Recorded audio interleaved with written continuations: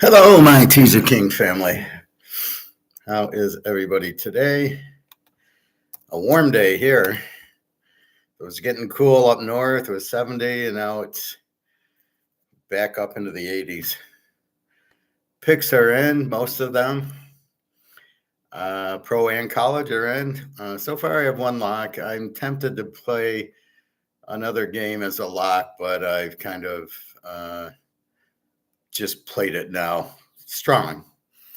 You'll see a few 15-unit ones that same as locks.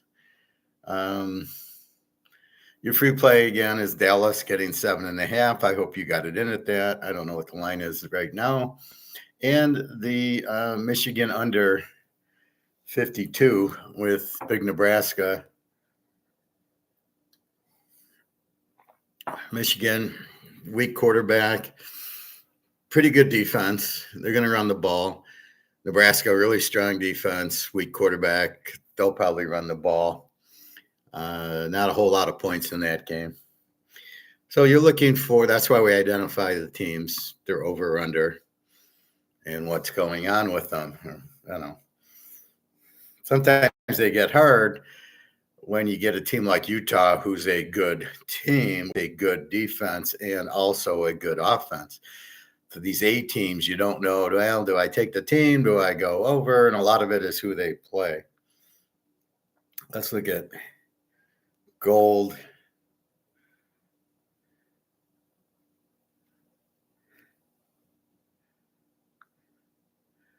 Let's see.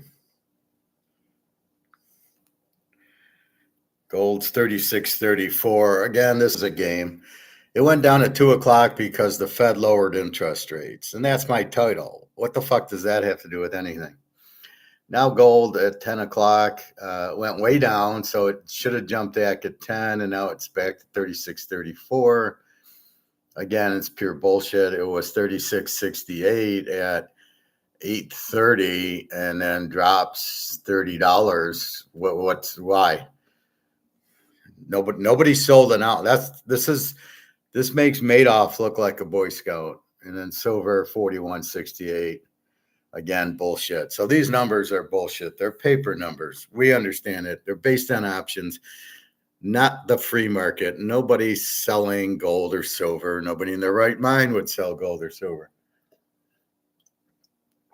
Why not? Well, A, they're limited. B, because to buy gold and silver is because you're getting out of this.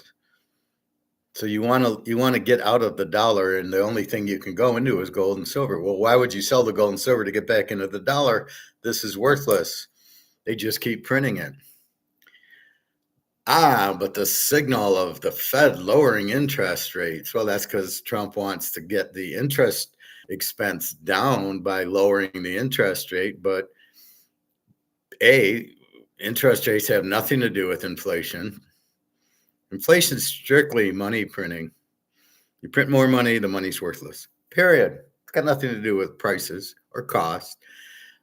So why is gold going down? They lowered interest rates, and how does that correlate to gold going down? I'm like going, this has nothing to do with gold. Gold's money printing. Lowering interest rates has nothing to do with money printing. It just makes the dollar cheaper. More people will take money, which will be even more money printing, which will be more inflation. And you're at the point now where your dollar is only worth it's lost 99% of its value. I argue 100. Get your wheelbarrows. What is them lowering the interest rate have any effect on gold? None. Zero. Should have nothing to do with the gold price. But because and then they go, they use it as an excuse. Well, it was because of the interest rate. No, they were shorting it because I don't know why, because they got to cover it, right? So the Chinese and the Russians are buying the gold. It's more so people can buy gold. Gold at 36.36 is so people can buy it at that price if you can find it, which you can't. Where are you buying it at 36.36? Name one place. Nowhere. So they go to Comex to try to buy it, which they don't have. So they have to buy the gold to cover the people trying to take delivery on it, the Chinese and the Russians. And this is the point. So you're trying to take delivery. You're trying to do that, which you can't do. So this is the problem. You're not doing anything. Why would the gold price go down? Because interest rates are totally separate. Plus, when the Fed lowers interest rates, it's not mortgages, it's not car, it's what the Fed charges the banks, period. So what they charge JP Morgan. So JP Morgan runs out of money. They go to the Fed and they say, I need to borrow $1 million. Or JP Morgan's losing money because people with loans out aren't paying them. So we know how a bank works. They take your money, they give you a small percentage, and then they loan it out for houses, cars, real estate, commercial real estate, strip malls, Empire State Building. And then they get the interest back. That's how a bank works. But when they're not getting the interest rate back, and people are going out of business, what happens? Well, oh shit, they defaulted on me. So they go to the Fed and say, I need $1 million because I still have people have given me money. I got to pay the deposits out. Or people like me go, give me 20,000. I want to buy gold with it. And so they give me my 20 grand. Well, they got to get it. So they get it from the Federal Reserve, and the Federal Reserve now charges whatever this quarter point drop is, 5% or 4.75. That's what they charge JP Morgan. And that's it. That's all it is. It's what the Fed charges the bank. Does the bank now lower their payments for cars and houses? Absolutely not. It's immaterial. They charge market for it. So they might charge 7-8% based on the risk if they loan you money for a house, because the risk of them getting paid back is slim and none. It's becoming slimmer and slimmer. They're looking for able and willing borrowers. So they like me because I always pay back. So I'm able and I'm willing to borrow and then pay back, and I do that. So that's what they're looking for. And there's very few of me around there. Most people aren't going to pay back the money they owe. So all this is what the Fed charges JP Morgan or Citi or Wells Fargo when they want to borrow money, because the Fed prints the money. The Fed has a monopoly, which is absolutely ridiculous. They should not have a monopoly. And that's all this is. So how does that affect inflation? It doesn't. There's no inflation effect by lowering interest rates. Hey, David. Number one, inflation is based on the Fed and the banks printing money, giving money out for loans. Mostly it's the banks. The banks are the real driver of the inflation because they take money out of thin air and they give you a loan. Oh, you need 200 grand for a house? Hey, just a second. Yeah, let me just, here it is. Did you have it? No, I don't have it. I'm just making it out of thin air, but here's your 200,000 and I'm going to charge you 6%. What do you mean you're going to charge me 6%? You just made it out of thin air. And that's how you get your inflation, is them printing money for loans that they don't have out of thin air. And the Fed does it a little bit when they do bonds, when they do the treasuries, and they just print money out of thin air to buy treasuries. So not really, nobody seems to be able to understand this simple thing of what's happening. So by the Fed lowering the rate, it's just, we're not going to charge the banks the same amount. It's not inflationary. I mean, are you printing money? Yes. Yes or no? That's the inflation, printing the money. So why did our gold go down? Our gold shot down. It got up to 37.03 yesterday during class, or 37.05. Remember, we were looking at it, was approaching 37. It got there. And then it got hammered by a $50 drop. Oh, yeah, I'm sure there was a lot of selling gold to drop at $50. Such bullshit. Again, these guys make Madoff look like a Boy Scout. Very, if I can steal Tiger-esque, very Madoff-esque. Just dropping the option and then saying, well, look at gold. Gold went down because the Fed lowered interest rates. No, it was totally uncorrelated. One had nothing to do with the other. The Fed's lowering the rates because I don't know why it doesn't. The banks can lend money if they deem that they can get it back, and that's the whole idea of the bank, to get the money back. Or they charge for transactions and stuff like that, but that's it. So no correlation at all to the lowering interest rates and inflation. None. Because inflation isn't prices. Alligator seems to think it is. Alistair McLeod thinks that prices are going up is inflationary. They you don't know if they're stupid until they say stupid things like that. Then you know they're stupid. Prices have nothing to do with inflation. It's money printing, and then it takes more dollars to buy something is basically what the inflation is, right? So the dollar isn't worth as much. So in gold, it takes $3,640 now to buy an ounce of gold, basically, or 41.66 for silver. I love how silver drops. And Egon's saying how volatile it is. Okay, so let's look at our silver chart. And, you know, is this volatile? Well, this is in the paper world, it's volatile. It was 41.20. It goes up to 41.90. Then it drops down at 9:30 to 41.50. And now it's up to 41.68. Is that volatile? In the option world, it's volatile, but not in the physical world. And that's what Egon doesn't get. Physical won't act like this. Only options and paper act like this. Controlled options, price fixed options. And that's what we have here. So this is a big joke. This has nothing to do with what the Fed did. This is just China and Russia and whoever trying to buy gold cheaper by running options to lower the price. So all you've done is I'm China, and I say, hey, I don't want to pay 36.70 for gold. Let's lower the price. Yeah, okay, 36.37. I'll buy it for. That's all it is. They're trying to buy it cheaper. It'd be great if I could do that with salmon. Or, yeah, let me buy it for cheaper. And yeah, let's do an option on steaks. I saw they were $20 a pound at Meijer's for, I don't know. It wasn't even a New York strip. It was like a sirloin. And I just laughed.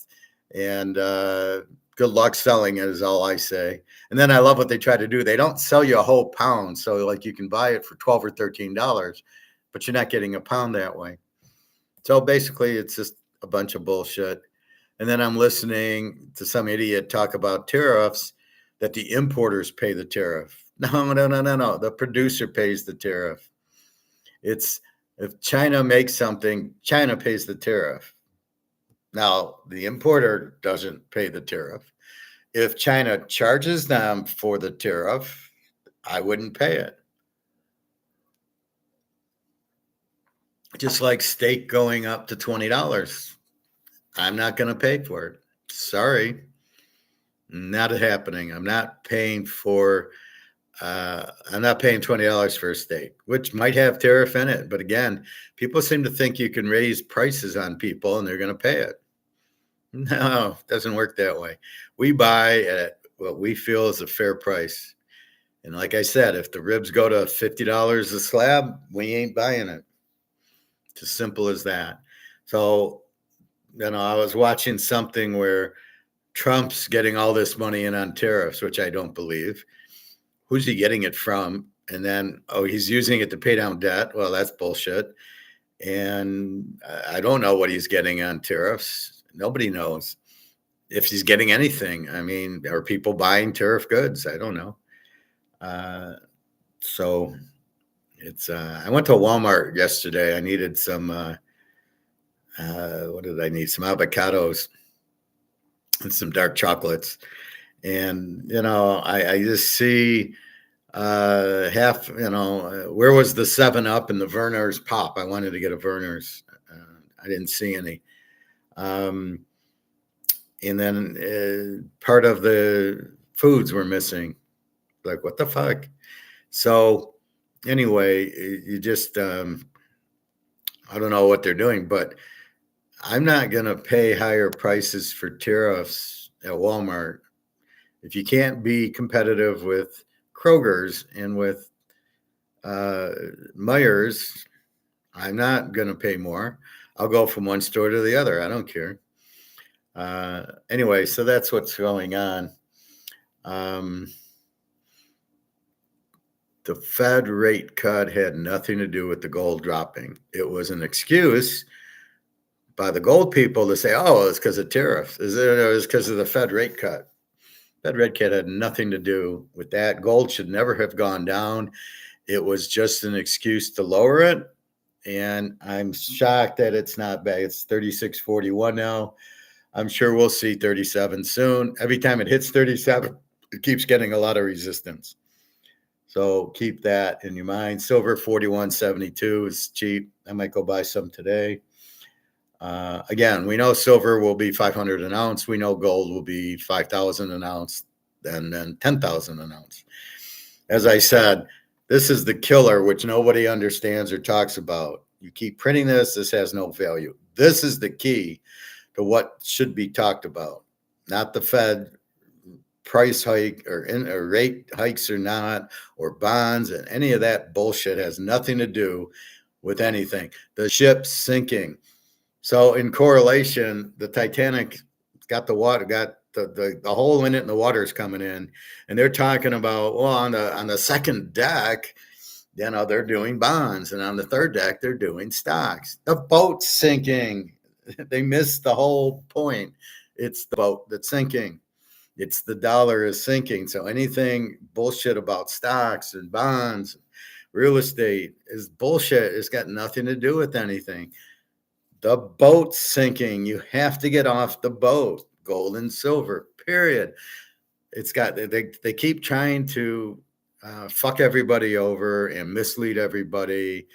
I don't know why or where they're getting this from, why they are lying to everybody. It really disgusts me, which is why I'm here. Basically, it's just bullshit. It doesn't, the rate cut was bullshit. It was for debt, so Trump wouldn't have to pay as much, I guess, but it won't help him. You'll still got 37 trillion in debt, and the money's still worthless. So you're missing the big picture. The money's worthless. The debt's 37 trillion. You're not attacking the debt. It's 37 trillion. So at the end of the day, that's what you're doing. It's still 37 trillion. So maybe instead of $1.1 trillion, you pay $1 trillion, or instead of $1.5 trillion, you pay $1.4 trillion. The debt didn't go anywhere. And you can't inflate away the debt by making the money worthless. The debt doesn't go away. It goes away in dollars, and whatever you replace the dollars with, the debt follows. You own a house. It's $500,000 in dollars. The dollar goes away. Oh, I don't know anything. It's worth zero also, by the way. So my debt's gone and my value of my house is gone until we replace the currency with the new dollar or the stable coin or whatever the fuck they're going to use. If it isn't backed by gold, it won't matter. It will only last 3 or 4 months, and then everybody will realize we're in the same boat. We've moved to a different boat, but that's Titanic too. It's still sinking. So that's not a help. They've got to actually back the money with gold, and if they don't, it's still worthless. And Russia's done it 8 times, and Zimbabwe did it 5 times, and Venezuela, all these countries just come out with Zimbabwe number 2. Oh yeah, that lasted 3 months, and that's worthless. Just keep the wheelbarrow close by until they did the ZIG, which was gold-backed currency. All right, so that's it. So this is irrelevant of what happened yesterday. It's just bullshit, so people can buy it. Here we go, 36.42. Hopefully we'll be back to 36.60, 70 by the time class is over. All right. We don't really give a shit about Bitcoin because it really isn't real. Let's go to pro. Let's start with pro football. So now I posted my picks. I might have one or two late ones. Again, we're waiting on, is Jalen Daniels playing? Lenore Sellers seems to be playing for South Carolina. He had a concussion, and the line dropped from 13 to 10. I prefer him playing and the line go back to 3, and I'll jump all over Missouri. So we will see. All right, tonight, Monday Night Football on Thursday, but we don't want the players to get hurt, so we're going to play Sunday and then Thursday. But we're going to have kickoffs, so nobody gets hurt now. These people they're dumber than the government. All right. Well, we're making money because we have Thursday Night Football. Like, you don't make money if the game's on Sunday? All right. Buffalo, 12.5, 49.5. Line hasn't moved. Buffalo, an over team, 25 defense. Miami, a Z team, 33 defense. Miami is quite possibly the worst team in the league. The number 12.5, you got Tagliabue against Josh Allen. The big teaser trend is on Buffalo. They're very strong at home. They get 450 yards a game with the 25 defense. Miami gives up 33 a game and only gets 285. This is a division game. They play each other twice a year. And you have two key injuries. Oliver's out for Buffalo, and Milano's out Milano, the Milano cookies, whatever. He's out also. He's a key linebacker, but he's always hurt. They do have Boza, so we'll see what Buffalo does. The question is, will Tyreek Hill have a big day? There is some pros on Miami, not a lot. Tagliabue is terrible. Again, it's very enticing, but it's 12.5. It's a big number. You got a team that puts up 450 yards a game, and they did light up Baltimore. So, conversely, you probably like Buffalo. You got lay 6.5. That's a little bit high in the NFL. Will they kill them by 40? Probably, but we don't know. I didn't play the game. I don't have interest playing NFL games this high, 12.5 down to 6.5, because the object's to win. They could be up 10 late in the game. Miami scores, they win by 3, and they're going to sit on the ball. There's no incentive to win by 10. That's the problem. The incentive is to win by 1. And so it's hard. It's tempting. Buffalo should kill them, but again, it's a 12.5, and it's a division game. So I'm probably not even going to watch it because it's on Amazon Prime. Although I did get it up at the hotel. Indy, 4.5, 43.5 to Tennessee. Indy is an A team right now, but I don't buy it. 18 defense, 446 yards of offense, and Daniel Jones. But it's really not Daniel Jones doing anything. It's him not hurting them. It's a lot of running by Jonathan Taylor and a little bit of running by Daniel Jones. Not a lot of passing. Going against Tennessee, which is a Z team with the 27 defense, 193 yards of offense. Ward, this ain't the ACC. I don't think he'll be any good. We'll see. I think he's in the Caleb camp. But how good's Indy? Is Taylor going to be able to run? This is, again, a division game. I don't buy that Indy's an A team. I think they might be an E team when the dust settles. We will see. And they're on the road. So am I going to trust Indy on the road? Never. I can't trust them. Tennessee, I can't trust them with Cam Ward. I don't know the coach. The defense is 27. I never bet on a weak defense unless I bet the game over. All right. Atlanta, Carolina. Atlanta, 5.5, 43.5. I think, well, let's see. Was there 4.5? 5.5, 6, 5.5. So mostly 5.5. It was 4.5. So now it's 5.5. Atlanta's a B team, 15 defense with the two new guys that have been playing well. 342 yards of offense. Penix looks like Joe Montana. He goes back. He knows where he's throwing. He throws it, hits the guy right in the numbers. Boom, boom, boom. and Bijan Robinson's running a little bit. Drake London, Pitts is actually catching the ball. Miracle of miracles. Carolina Z team, 27 defense, and they've got the great Steve Young with 304 yards of offense.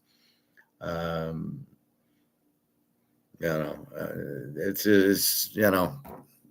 you can't bet on Carolina's a Z team. You can't bet on them. Oakland and Washington. Now we're waiting to hear on Daniels. They say it's a knee, but I thought it was a high ankle sprain. I saw the play. He definitely got hit. He shook off the medical staff, throws a touchdown, throws a 2-point conversion, wins the game for us. But I don't know. Let's see how high his pain threshold is. Otherwise, you got Mariota against Geno Smith. Very inconsistent. Oakland's an under team, 17 defense, 333. Washington's an under team, even with Daniels, 17 defense, 333. Total of 44.5.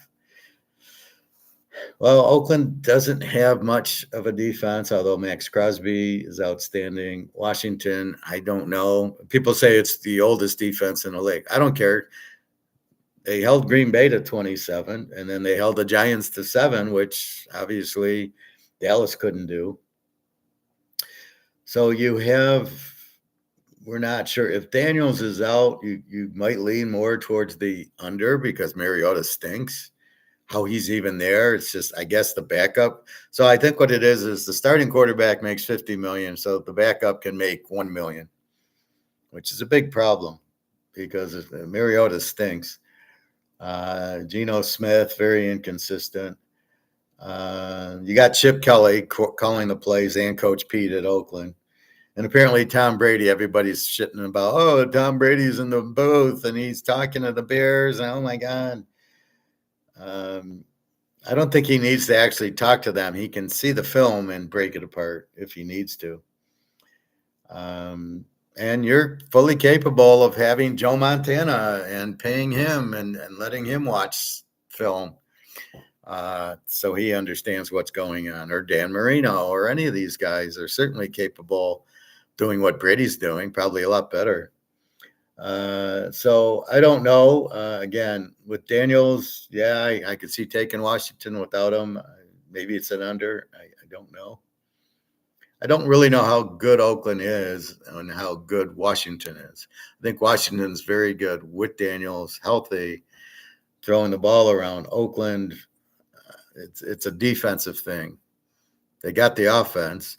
People are bitching about Gentry pass blocking. I saw him crush a linebacker coming in. I don't know what they're talking about. And I don't know, was Gentry, well, I don't know. Somebody kicked off and they didn't recover it and it was a touchdown the other team. I don't know who that was. So we will see. Green Bay, let's see what they're at. Yeah, there's still 7.5. There's 3, 4. There's a bunch of 7.5. There's only one 8.5, and that's the number that they list here on Scores and Odds. It's hysterical.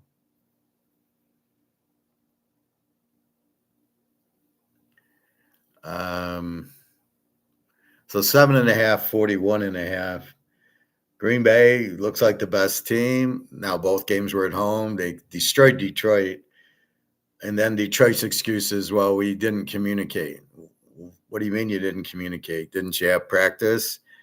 Didn't you have these practice games against Miami that you were so arrogant you didn't have preseason games to get the communication out of the way? So you wasted a game and you're blaming communication. What kind of communication? Was it crowd noise? Oh, no. Well, then why didn't you communicate? You couldn't communicate the whole game. Oh, okay. Or was it the fact that Micah Parsons destroyed you? So then they go and beat the Bears and, we communicated better. Bullshit. Yeah, you were at home. It was quiet and you played the Bears. Okay, now you go to Baltimore. Let's see what that's about. But anyway, Green Bay, basically destroys a very good Daniels and an average Lions team. They got a 16 defense, 335 a game. The spread's 7.5, 42. Love He's okay. He's not great. Against Flacco, Cleveland's a Z team with the 29 defense, 325 yards offense. Now, a lot of it was Buffalo, but they're a pro team, and you couldn't stop them. With Micah Parsons, Green Bay's at a whole different level. They now are an A team. They have the offense and a very good defense. So I think Green Bay, they're probably between them and Kansas City, the best team in the league. Denver, San Diego, Buffalo, Philadelphia. I mean, they're up in that stratosphere. Minnesota 341.5. JJ McCarthy's ruled out, so you're getting Carson Wentz, who sucks. What is he doing in the league? In Minnesota, you had Darnold, who wasn't bad last year, but you didn't sign him. So you let him go to Seattle for nothing. Then you realize J.J. McCarthy sucks, which I don't know where you ever got that he was any good. And Jefferson was very vocal about him not playing because he couldn't throw any passes to Justin Jefferson. And Jefferson's like, no, I'm open. Just give me the fucking ball. Well, Carson Wentz can't give him the ball either. He's terrible. Cincinnati, we know Burrow's out. You got Browning. He's decent. He played last year, was decent this year. Poor Joe Burrow, he keeps getting hurt. He doesn't realize, just get down, don't get the hit, go down and live to play another week. Since he's an E team now with Burrow, it's a 22 defense, 246 yards a game. With Minnesota, an under team, 23 defense, 226 a game. So Wentz is not much better than McCarthy, who just stinks. And then you got Browning, who we are trying to figure out because we can look at his last year's stats, but he's no Joe Burrow. He did throw the ball to Chase a lot. Chase still had 16 targets, 14 completions last week. And obviously Browning threw a lot to him, as did Burrow. With Burrow, this is easy. Take Cincy as the dog. With Browning and Wentz, I don't know what you have here. You got a mess. You got two pretty weak offenses. I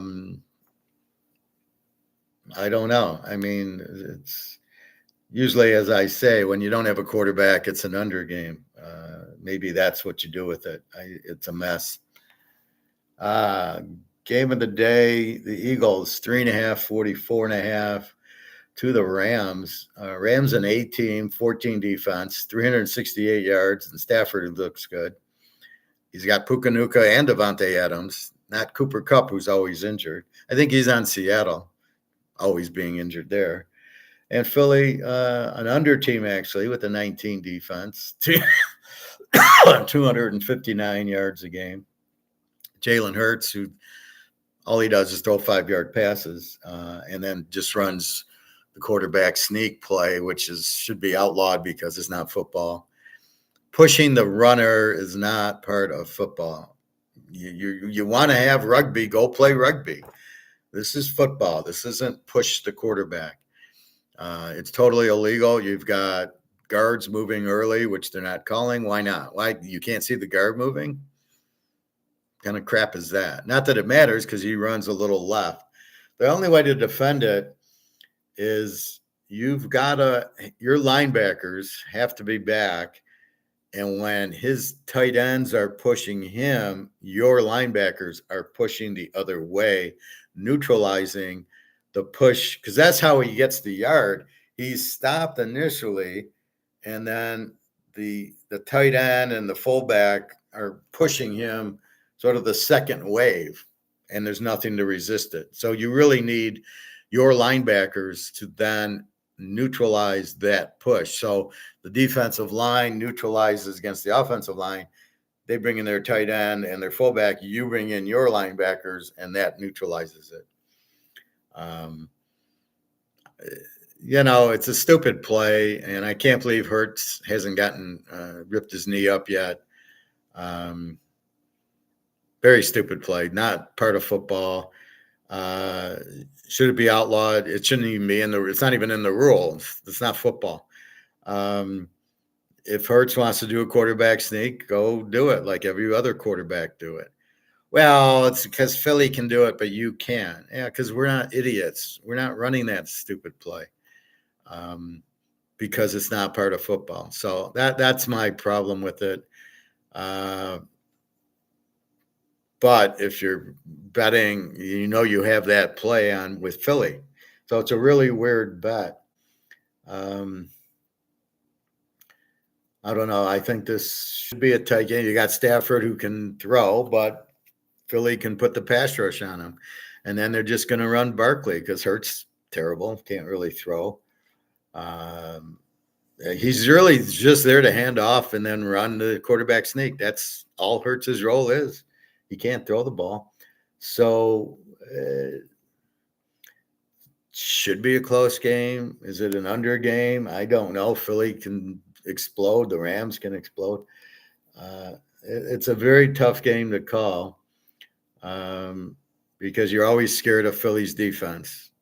And I doubt they'll shut down the Rams, but just like in the playoffs, they got them. Under 45, yeah, could be an under, could be an over. Depends on the turnovers. If Stafford throws a couple of pick sixes or Hurts actually throws a pass, we will see. All right. Pitt 1.5, 44.5 to New England. Pitt's an over team with the 32 defense. What happened to their defense? TJ Watt's still on there, right? 269 yards a game with Aaron Rodgers. And he played the Jets and he played Seattle.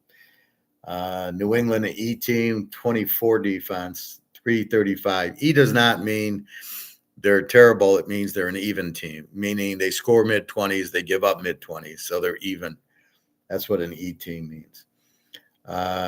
So again, Drake May, terrible. Aaron Rodgers, superstar, of course, but they're not getting the yardage. I don't like. My line was New England -3. I would take Pitt as the dog in this game. I don't love Pitt as the road favorite here, but I can't trust New England and Drake May to do anything. So very difficult there. Let's go to Tampa Bay 743.5 to the Jets's. The Jets are a W team, giving up 32 a game. 274 is all they're getting on offense. Fields or Taylor? Fields with a concussion. I don't know if it's him or Taylor. Taylor sucks. Fields sucks. Tampa Bay B team, 20 defense, 310 yards, and the Baker. Definitely, he's been baking. He won at Houston, was a big win. We'll see who's quarterbacking for the Jets's. Jacksonville 2.5, 44.5, up from 1.5. You got to be kidding me. To Houston. Houston, an under team, great defense, 17 defense, but they have no offense. 266. CJ Stroud's lost out there.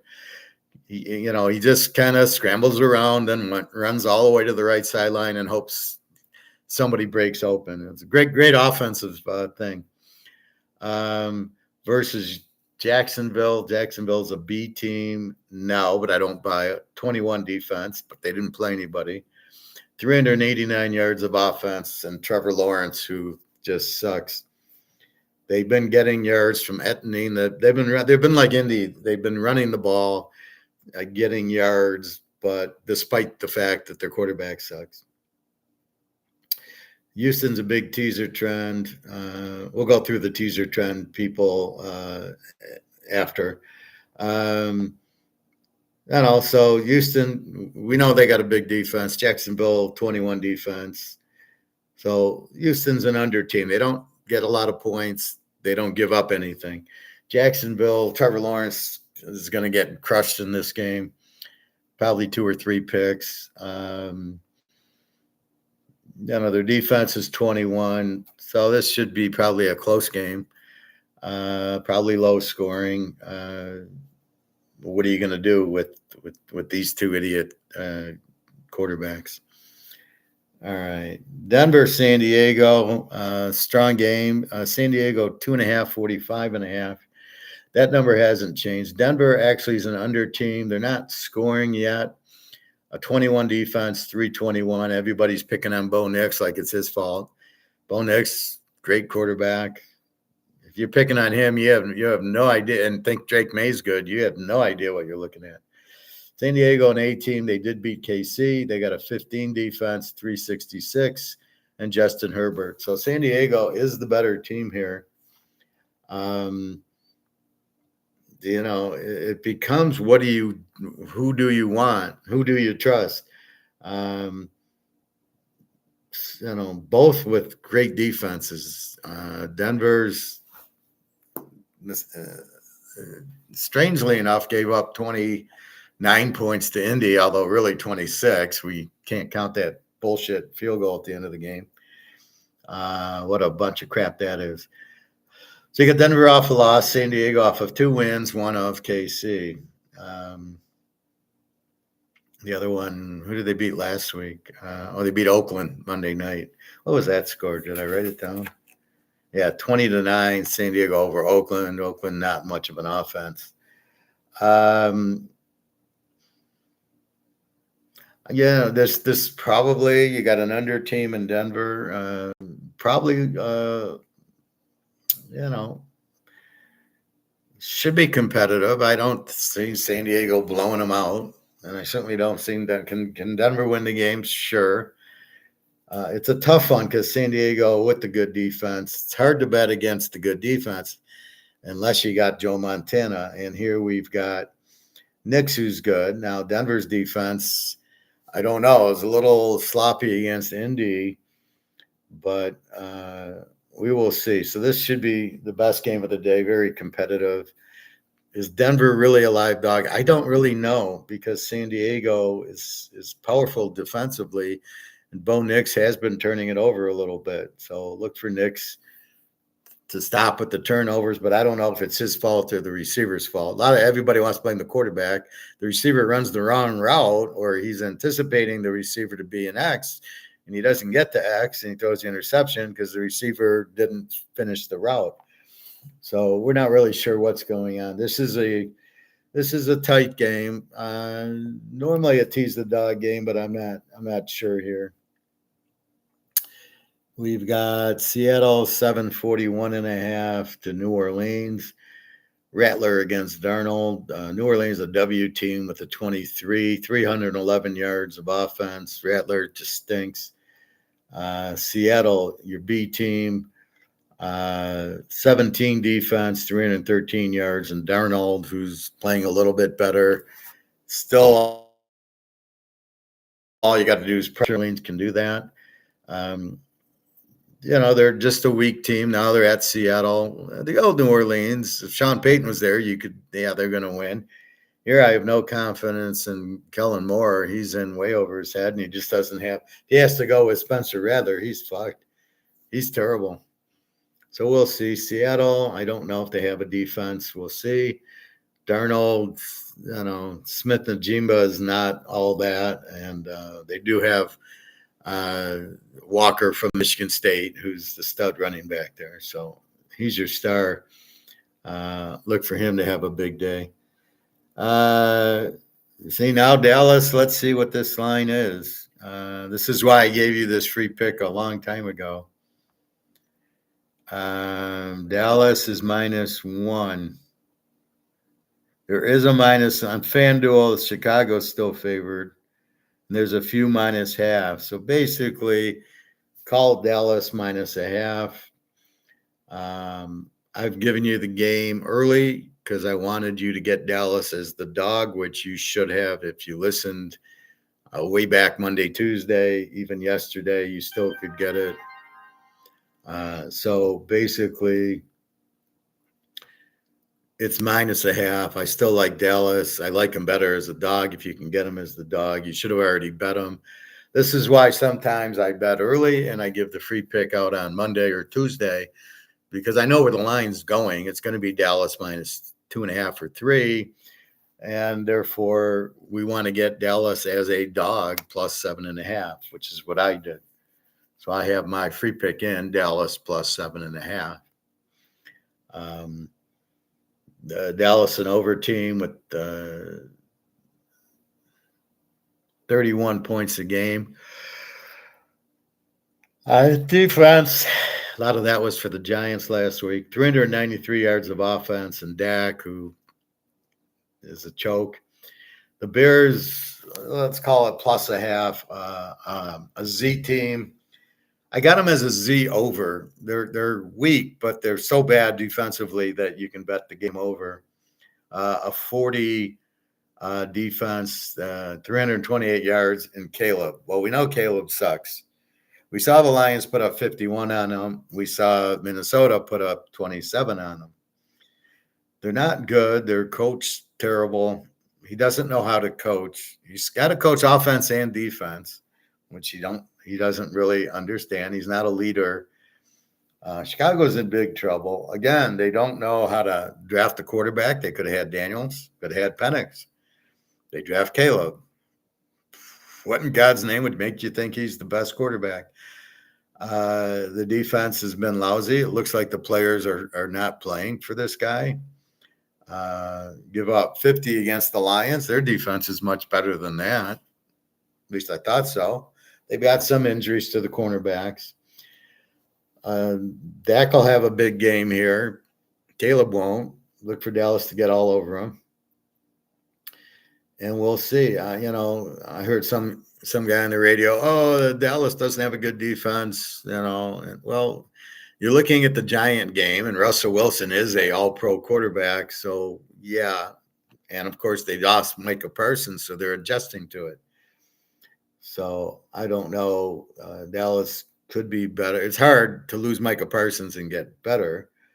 Getting draft picks is ridiculous because you never know who the draft picks are. When you have Micah Parsons, I'd rather have Micah Parsons than the draft picks because it's a known quantity. Caleb, just terrible. Dak, not much better. So we'll see. But anyway, that's your free pick.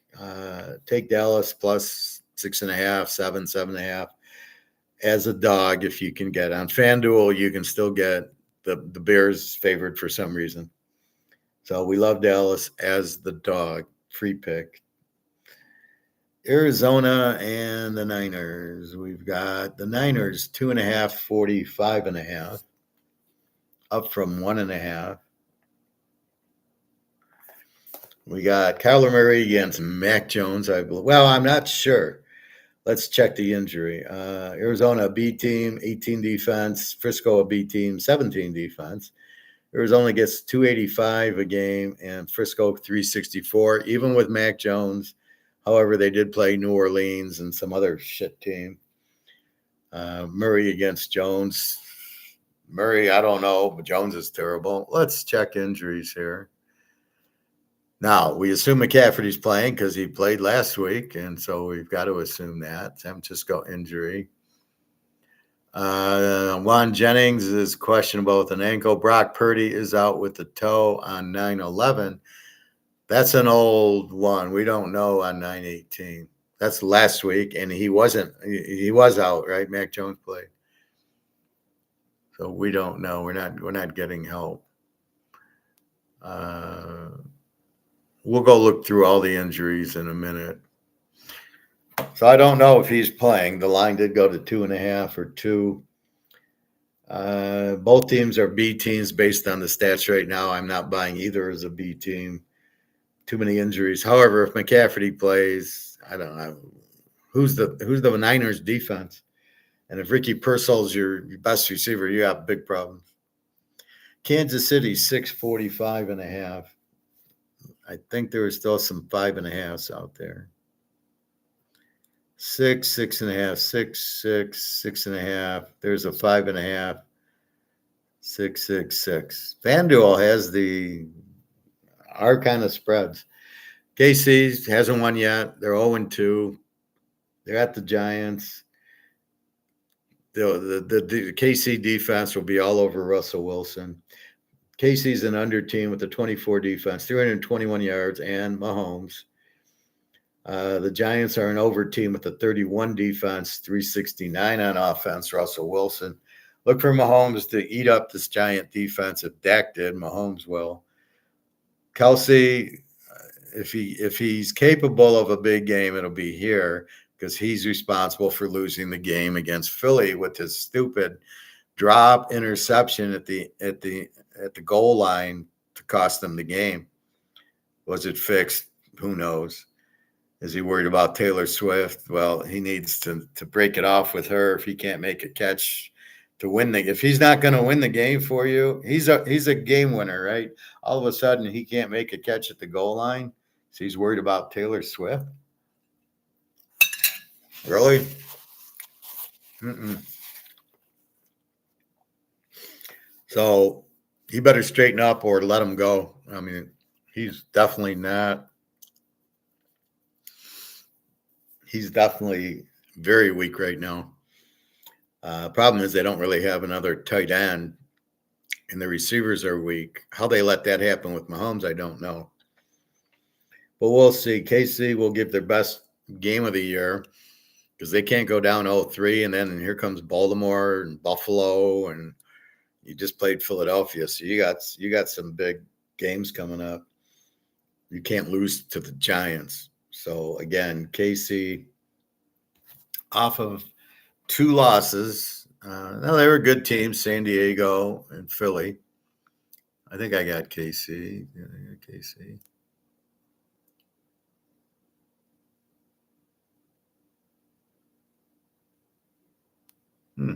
Yeah.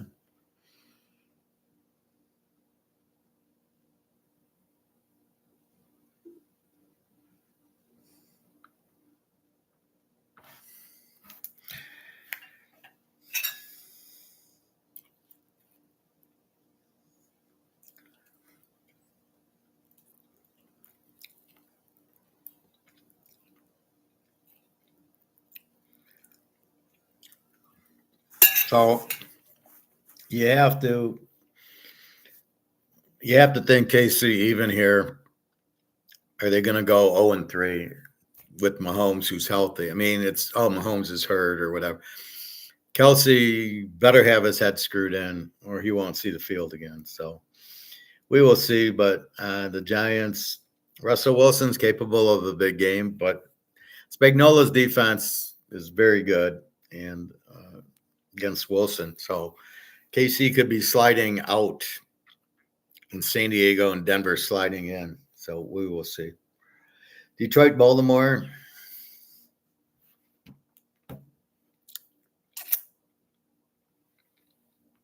We've got Baltimore 4.5, 53.5. Yeah, there's a bunch of 4.5s, a bunch of 5s. There's 52.5s, 53s.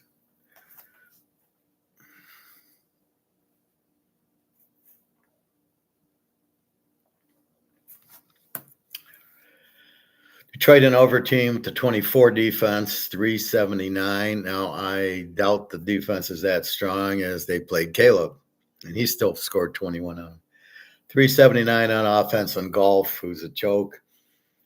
Baltimore an over team, 29 defense, but that's because they played Buffalo, and 337. And they got Lamar, who God knows what he's doing. They're 1-1. They need the game. Detroit's 1-1. This is a game you can't bet Detroit. They don't play very well against good teams, as we know. They're good at beating Jacksonville and Indy, but when you put them up against Buffalo or Baltimore or Kansas City or Philly or the Rams or Washington, they don't show up. It's the nature of Jared Goff. Again, we still don't buy that the coordinators are any good. Beating the Bears, Whippy, where were you against Green Bay? I mean, you got so outplayed by Green Bay, and Micah Parsons just got there. I mean, it wasn't even close. You couldn't even get first downs. So don't tell me you're okay. Oh, well, we played the Bears. Okay. You're going to beat Baltimore? Not in my lifetime, you're not going to beat Baltimore. So I gotta add something here.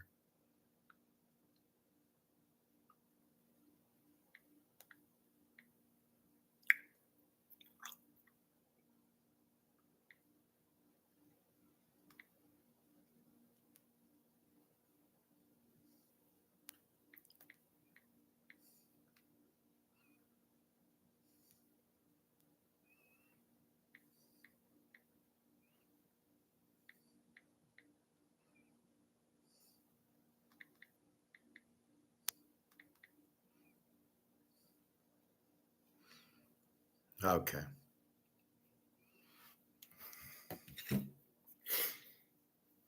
So as far as Baltimore needing the win, and they're a full game behind Buffalo, and who's 2-0, and San Diego is 2-0.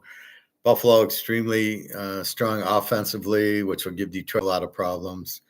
You won't see Hutchinson won't do anything. They have trouble with Lamar. They're going to have trouble with Henry. Yeah, you'll see the real Detroit team again. Like you saw the real Detroit team against Green Bay, you're going to see the real Detroit team here against Baltimore. They literally have no chance. Okay, it's not like an evening. It's not like Baltimore, Buffalo, right? Detroit's not coming down from 15 down in the last 2 minutes and winning. That's not going to happen. They'll probably be down 15, but they're not going to come back. So let's look at teaser trends. Buffalo, home favorite, strong teaser trend. Washington is a good teaser trend, mostly from last year. I can only go 1 year because of Daniels. Green Bay, very strong in a teaser. Tampa Bay, very strong in a teaser. Houston, very strong in a teaser. And Kansas City, very strong in a teaser. And Baltimore, very strong in a teaser. Detroit on the road, no. They need the home crowd. They need the weak team. Yeah, they can beat Jacksonville and the Bears and Indy. They might beat Minnesota because they don't have a quarterback. They ain't beating Green Bay. So Detroit maybe gets a break because they let Darnold go, but they beat Darnold last year. So not really sure there, but like I said, they'll beat Green Bay twice. Now we see the real J.J. McCarthy, and he sucks. I don't know what they saw in him to make him a first-round pick. He was not even supposed to be drafted by me. If I'm the GM of any team in the NFL, I am never drafting that guy, and especially not in the first round. He may be a free agent. He's maybe my backup. He's no starter. But I'm also not having Carson Wentz or this Browning or Mariota. They're not on my teams either. I'm going after my guy on Tampa or Stenson Benson. That's who I'm going to I can trust them to start. Kyle Trask, Stenson Benson. Yeah, those are my guys. Or Hartman I'll go get. And that guy's smooth as hell. So that's your NFL. Again, so we got Buffalo. Maybe you tease it to 6.5, and maybe they win 38-3. Most likely is what's going to happen, but it's just hard for me. You start laying 12.5 because the teams don't think like college. College, yeah, they'll run it up because there's a playoff and they're trying to get seedings. Not in the pros. They win 24-21. Buffalo's happy. I doubt it'll be that, but Allen could throw some picks. Highly unlikely. Miami's just such a bad team. So our Z teams in the pros: Miami, Tennessee, Carolina, Cleveland, and Chicago, and New Orleans as a W, which is probably a Z team too. Those are the teams you want to bet against. Those are the teams that suck. They're very weak. They don't have a good offense or a good defense.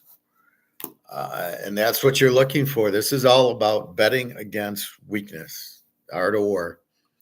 That's all it's about. You find a weak team and you beat the fuck out of them. That's why it's hard for me on the Rams, Philly to pick. I don't have a weakness there. I got Stafford. I got a good defense. I love my Georgia guys. I'm Philly. My weakness is probably Jalen Hurts. Stafford's much better. But then I got Barkley. So very difficult to play that game because I just don't over or under it. And, and then you get like Cincinnati, Minnesota. Very hard to play because both teams don't have their quarterback. Well, Minnesota never did, but with Joe Burrow, this is a lock. Cincinnati in 9 against Minnesota. Without Joe Burrow, it's not. Unless Browning becomes a superstar, but we got to see that. So that's why I list the quarterbacks so we know, like Dak and Caleb. Yeah, well, we're betting against Caleb every game. Mac Jones looked pretty good last week, so I don't know. Mahomes against Russell Wilson, no. Golf and Lamar. Lamar's actually better than Golf. One of the few times he's the better quarterback. Knicks against Herbert's a good game. Stroud against Lawrence, 2 bad quarterbacks. Fields or Taylor against the Baker. The Baker is much better than either of those two. See, that's the problem, right? Fields gets a concussion. You cannot, but all he wants to do is run. I mean, he's turning into Taylor. I can't believe Taylor was still playing with his 4 concussions. But he probably can't do anything else. Stafford against Hurts, big edge to Stafford. Rodgers against May, big edge to Rodgers. Love and Flacco, big edge to Love, a little edge to Love. Smith and Mariota, a little edge to Smith. He stinks. Penix against Bryce Young. It's Penix by a mile. And Jones and Ward. This is Daniel Jones against Ward. Both of them suck. And Tagliabue against Allen, a big edge for Allen. So that's pro football. Free pick, take Dallas as a dog, as I gave you that 3 or 4 days ago, because I told you where the line's going. It'll probably end Dallas minus 2.5 or 3 because I really don't know. Only the robots and the analytics can possibly want the Bears.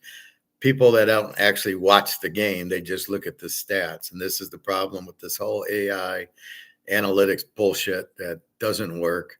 You cannot, if you're listening to that to bet, you shouldn't be betting.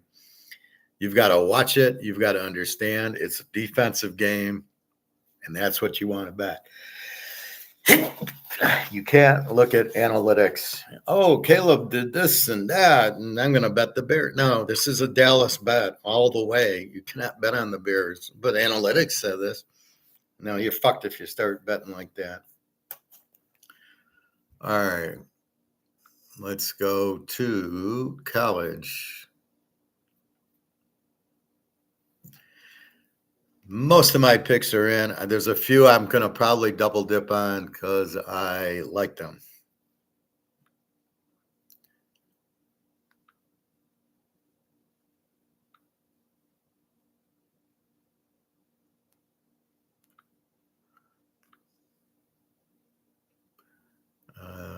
Let's see. Let's check our gold while we're switching here. 36.40. Again, until it hits 37. We know it's going to hit 37. That's the beauty of it. So all this is just bullshit. All right. Tonight there's a game. Rice at Charlotte. Who cares? Rice is an under team. Charlotte a Z team. We got Rice 2.5, 42.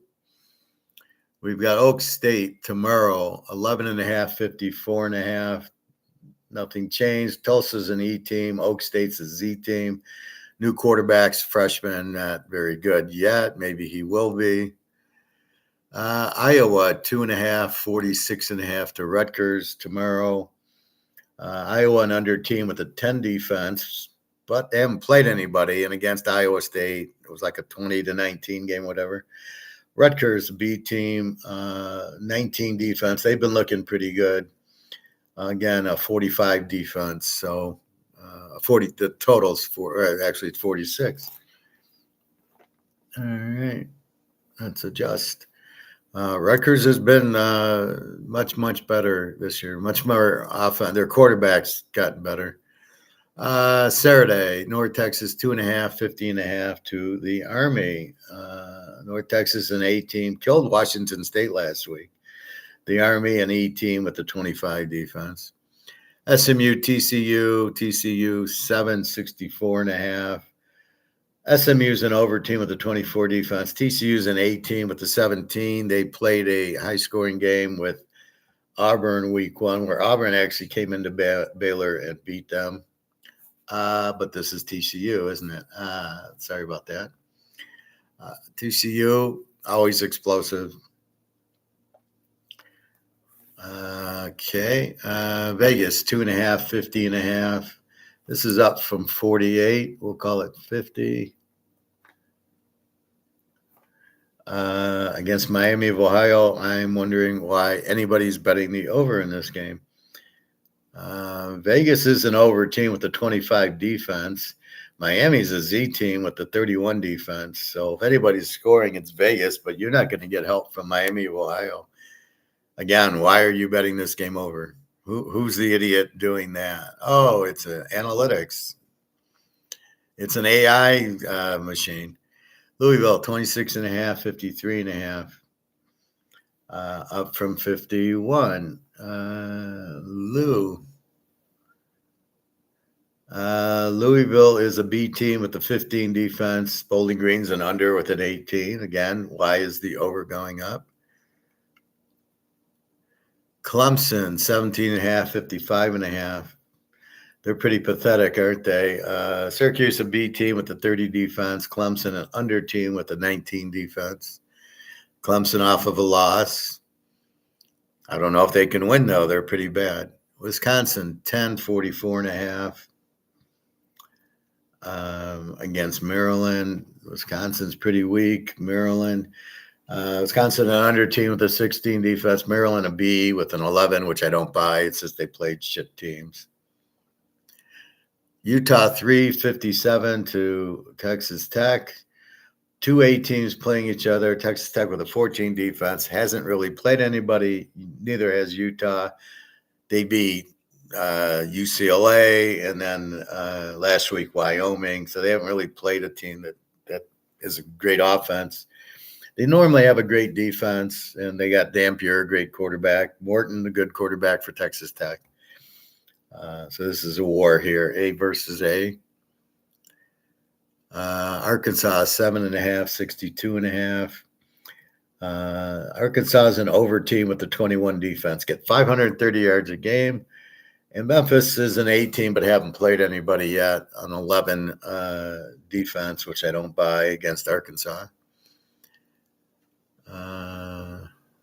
Tennessee, 39.5, 68.5. To UAB. UAB is an over team with the 36 defense. Tennessee, an over team with the 29 defense. We saw Georgia light them up, but we saw Tennessee light up Georgia. Still not sure how they missed. Well, the kid missed a field goal, but when it was his first, they kept saying this is his first big kick in his life. You want to do it against Georgia? Good luck with that. And he chokes it and missed it, and then Georgia won in overtime. Tennessee's going to score early and often here on UAB, but you got to lay 40, so it's a tough lay. Oregon, 35, 55 to Oregon State. Oregon State's a Z team, 38 defense. Oregon, an A team. More the quarterbacks sucked at UCLA's looking okay here. I think it's more the system and 10 defense. It is still a rivalry game, whatever that means, but we'll see. It's a big number, I think, here, 35. Lou Lafayette, 2.5, 50.5 to Eastern Michigan. Eastern Michigan, an over team with a 42 defense. Lou Lafayette, an under team with a 25. UCF, 7-47 in North Carolina. North Carolina shows no offense. The Belichick defense, 19. UCF's an A team with an 8 defense. Haven't played anybody. We will see. Kent State, Florida State, 45.5, 56. Kent's a W with the 37 defense. Florida State, all right, they had the big game against Alabama. We don't know what the quarterback is. He's a running quarterback. We get that, but that you got to lay 45 points. Yeah, they'll probably be close to covering it. We'll see. Toledo, 14.5, 50.5 to Western. Toledo, an A team, 15 defense. Western, a Z team with a 31. We've got Buffalo, 6.5, 42.5. Troy, a under team, 25 defense. Buffalo, a B team with a 19 defense. Buffalo had a hard time with one of these WMAC teams last week. Oklahoma, 7, 47.5 to Auburn. Auburn's an A team with a 14 defense. They did go to Baylor and win. Oklahoma beat Michigan at home. They're a B team with a 6 defense. This should be a very good game. I don't know. It wouldn't surprise me if Auburn won. Probably more surprise me if Oklahoma doesn't have running. Their quarterback wants to throw and run. Auburn will take a big lick at him and knock him out of the game, and then Oklahoma's fucked. Ole Miss, 13.5, 61.5. This was up from 11. I'm just going to call it 14. Tulane, an A team, 20 defense. Old Mississippi, an over with a 22. But they're not playing a high school team, and so I don't know what Mississippi. They did go to Kentucky, win 30-23. Tulane's an A team, very good defense, very good quarterback. I think they'll give them all they want. The spread's 14. We'll see. Ball State, UConn, 21, 53.5 to Ball State. Ball State's a Z team with the 34 defense and 200 yards of offense. And Connecticut's a very strong offensive team, the 28 defense. They get about 500 yards a game. They got a really good quarterback. 21, it's probably the most they've been favored in 25 years. Michigan, 2.5, 45.5 to Big Nebraska. This is your free play. We're going under. Michigan, very good defense, running the ball, weak quarterback, shouldn't be playing yet. He's not going to be able to read this Nebraska defense. Look for pressure all over from Nebraska's defense. Nebraska with the B team and an 8 defense. So look for Michigan not to be able to move. Nebraska really doesn't have that type of offense that's going to be all over Michigan, putting up 50 points. So this is 20-17 Nebraska. Total of 46. We'll go under 52. That's your free play. Basically, we're looking at Nebraska as this under team and Michigan with this really good defense and no quarterback. And I don't like Raiola at Nebraska. So this is going to be first 1 to 10 wins, something like that. Purdue, Notre Dame, 25.5, 54.5. Notre Dame, bad, played decent against A&M. They struggled stopping A&M, 41-40. Notre Dame with the 34 defense, Purdue with the 17. Purdue looks much improved. Played USC fairly good. 382 yards on defense, 372. So this is revenge all over it. But the problem is you got Notre Dame with 2 losses. They can't go 0-3. Them in Kansas City. I mean, that could be your teaser, Kansas City with Notre Dame. But it's hard. Purdue lost 70-0. They are going to be on fire. They look fairly good against USC. They're not bad. They got a quarterback. They got a new coach from Vegas who pretty decent defensively. I don't think Notre Dame just goes up and down and beats them 70-0 again. I think Purdue, can they upset them? They could with the right breaks, but I doubt it. But I think they play with them very strong. James Madison, 8.5, 46.5, down from 9.5. The Sharps coming in on Liberty. Good luck with that one. James Madison, an 18, 19 defense. Liberty and under with the 21 defense. Duke, 3.5, 57.5 to NC State. NC State, an even team, 24 defense. Duke's more of an over team. They score a lot, but 32 defense. Old Mississippi State, 21, 49.5 to Northern Illinois. Northern Illinois, always an under team, always has a good defense and no offense, 18 defense. Old Mississippi State's been playing much better. They're a B team with the 12 defense. I don't know. They were a Z last year. So Old Mississippi State, they got Blake Shapen from, I believe, Baylor or TCU, who's playing very well. And when you get a good quarterback, the rest of the team seems to play better. We've got Georgia Tech, our Georgia Techies, 24.5, 51.5. Now, you're getting them off the big win against Clemson. I don't call it an upset because Georgia Tech should never be the dog. They're the better team over Clemson by far. Temple, they're getting better, but I don't think they're there yet. B team with the 20 in conference, not against the Georgia Tech. Georgia Tech 24. They might be a little flat. We love Haynes King, great coach. Again, they played Georgia, they played Clemson, so for them, Temple's going to be a cakewalk. Look for them probably to win pretty big there. Kansas, 12.5, 55.5 to West Virginia. I don't know. West Virginia goes and beats Pitt, but they lose to Ohio, 17-10. Good luck reading that. Kansas, excellent defense. An A team, 18 defense. Their Jalen Daniels is a very good quarterback.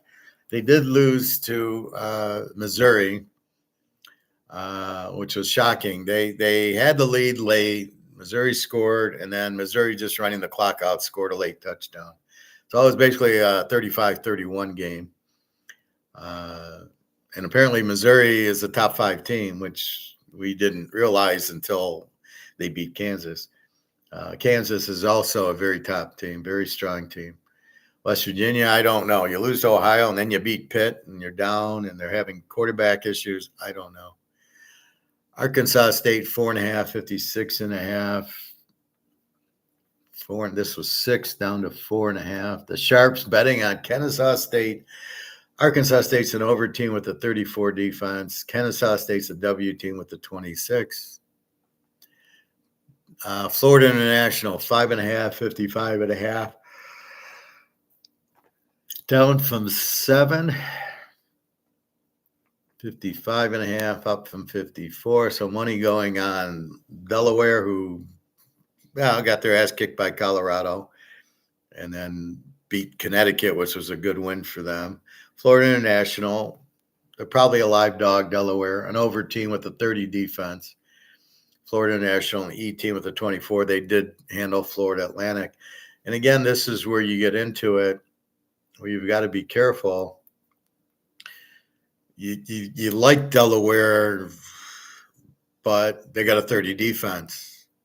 And so it makes it hard to play them here. Florida International, 24 defense. I don't know. It's probably a pretty even game, I would think. Delaware, I think, is a very good team.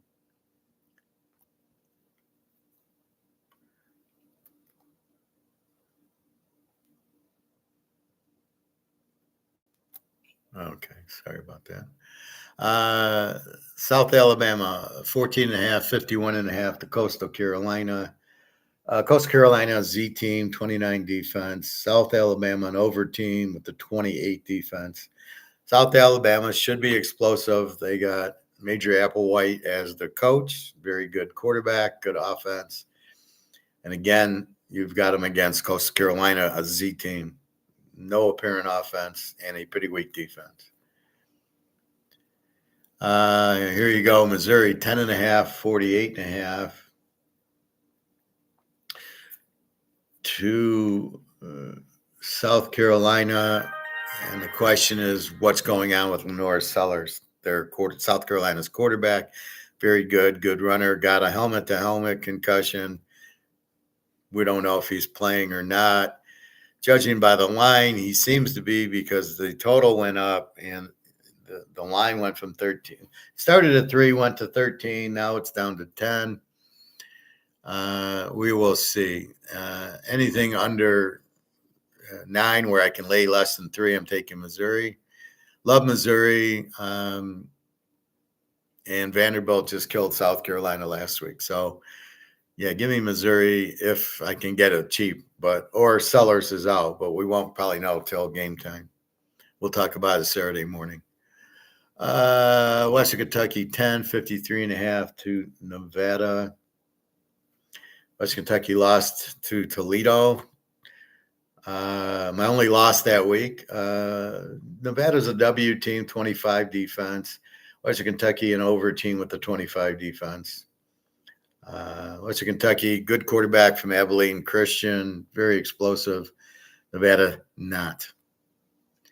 Boise, 10, 51.5 to Air Force. Boise, an E team, got crushed by South Florida, 24 defense. Air Force, an over team with the 31 defense, which is very unusual for Air Force, not to have a good defense. Marshall, 346.5 to Middle Tennessee. Marshall's terrible. All their players went to Southern Miss. Middle Tennessee's a W with a 30 defense, so they're nothing to write home about. Probably a live dog here because Marshall's got to be a weak favorite, especially being on the road. BYU and East Carolina. BYU 6.5, 49.5. Both A teams. East Carolina scored decently. A 9 defense. BYU with a 2 defense. 450 for BYU, 475 for East Car. Tease the dog, possibly. Watch out for these defenses. Florida, Miami. Miami 7.5, 50.5. Florida, I don't know. An under team with the 12 defense. Looked pretty shitty against LSU. Looked pretty shitty against South Florida. And Miami just blew out South Florida. And they beat Notre Dame. So Miami looks pretty good. Carson Beck's looks very good. They're the A team with a 13 defense. Maybe Michael Irvin will be back throwing. Illinois, 652.5 against Indiana. Both are A teams, both with 7 defenses. I don't understand this line being so high. I didn't see injuries. I'll double check. We'll go to covers, but I'm not seeing injuries, and I really don't get Illinois is the better team here, and I'm getting 6 plus 6. I'm getting 12. Thank you, God. That's all I can say. Like, that's a bad line. Baylor, 2.5, 59.5. Baylor, Arizona State. Arizona State, a B team with the 19 defense. Baylor's Baylor, always super strong offensively, but a 30 defense, 500 yards of offense, great quarterback. Sawyer Robertson should be the number 1 quarterback in the draft, followed closely by Devin Dampier of Utah and this Texas Tech quarterback, Morton. These are your quarterbacks you want to draft, not the fucking running quarterbacks or the let's draft Arch Manning. He should be give me a break. He can't hold a candle to these guys. I would draft Robertson number 1. Baylor, again, an over team with a 30. Now, this is a tough one. I love betting Baylor over, but Arizona State's playing pretty good defense and really doesn't have that explosive offense without Scatterboo. Levitt's okay, but they're not really scoring a lot, so I'm kind of confused here. So my normal Baylor over maybe I'm double thinking it because Arizona State with a pretty good defense. Baylor will find a way to score on them, and the game's in Baylor. They did give up to Auburn, so if Levitt's a good runner, then that's what happened with Auburn. He ran all over him. Virginia, 15.5, 49.5 to Stanford. Stanford, a W team with a 23. They did beat BC at home because BC had to travel from BC to Stanford. Now they got to go back to Virginia, so Stanford's got to fly across the country. Virginia, a strong A team, a good quarterback from North Texas. 20 defense. They're an A team. 525 yards. Stanford a W. 23 defense. Lost to Hawaii. Enough said there. LTech 3.5, 50.5 to Southern Miss. Southern Miss, very good team. They're the Marshall team moved. It's like the Rams moved to St. Louis, and they were the St. Louis Rams. That's about what you got here. Southern Miss, a B team, 25 defense. But against LTech, who's an under team with the 12 defense, yeah, Southern Miss can win this game easily. Washington State, 19.5. 53 to Washington State, who's a W, who got killed by North Texas last week, 59-14. A 27 defense for Washington State. Washington, I love their quarterback. Another one of these dual threats, but he can throw. There's the dual threat like Lamar, who is a runner, he can't really throw, but he's a runner. And then you got Devin Dampier and you got the kid at Washington who are good throwers and they can run. That's what you're looking for. Washington has it. So look out for Washington this year. They're my favorite to win the Big Ten. Vanderbilt, 27.5, 52.5. Georgia State's a Z team with the 40 defense, and we got Daggio, an A team with the 10 defense. Go Vandy, beat Navy.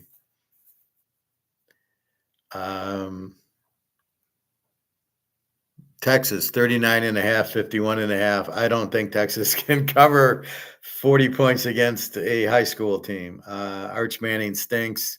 Strong defense for Texas. Sam Houston's terrible, a Z team with the 38. I do think Texas gets in the 40s because they're just playing such a shit team. Let's wait for the Oklahoma game. Yeah, we're taking Oklahoma there. Utah State, 26.5, 61.5. Where is it? Where did Utah State go? Mm-hmm.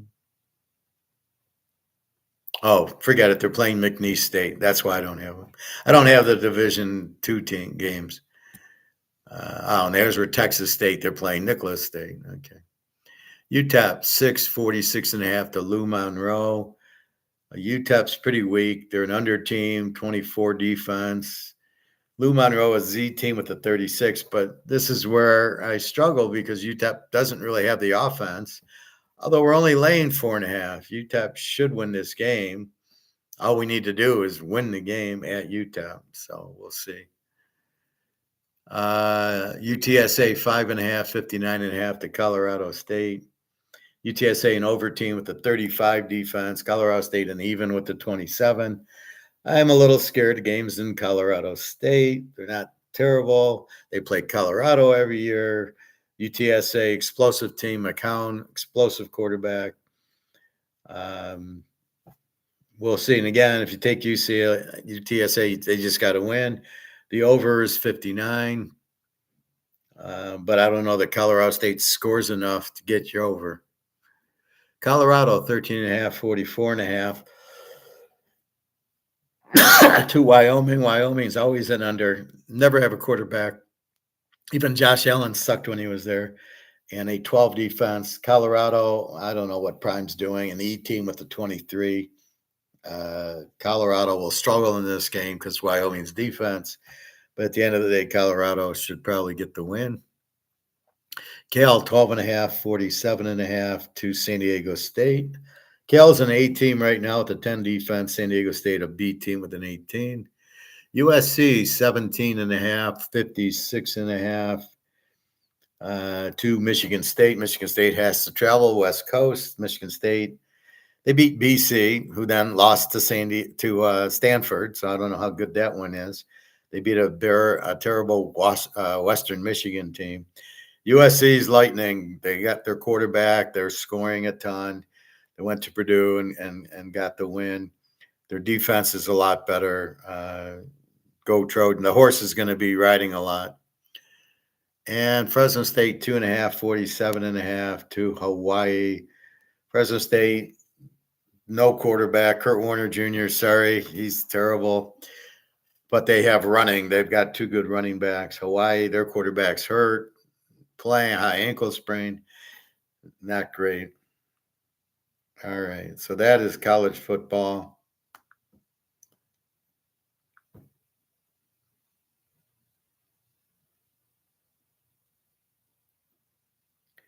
I'm not interested in straight talk.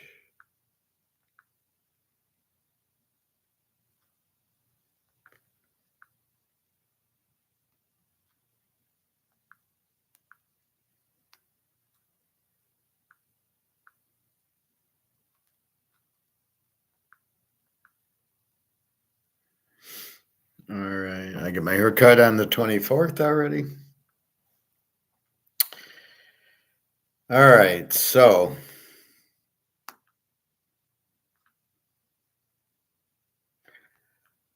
that's football. Your free pick, Michigan under, Dallas as a dog, as I want you to take him as a dog. Now you can probably still get him at a half. You get, 5.5 or 6. Still take them. They'll win the game straight out over the Bears. The Bears have no coach. Quarterback sucks. The team's giving up. They gave up against the Lions. I don't think they like the coach. So that's what you have. Missouri, we're waiting on South Carolina's quarterback. We played about 9 games here. Let's see.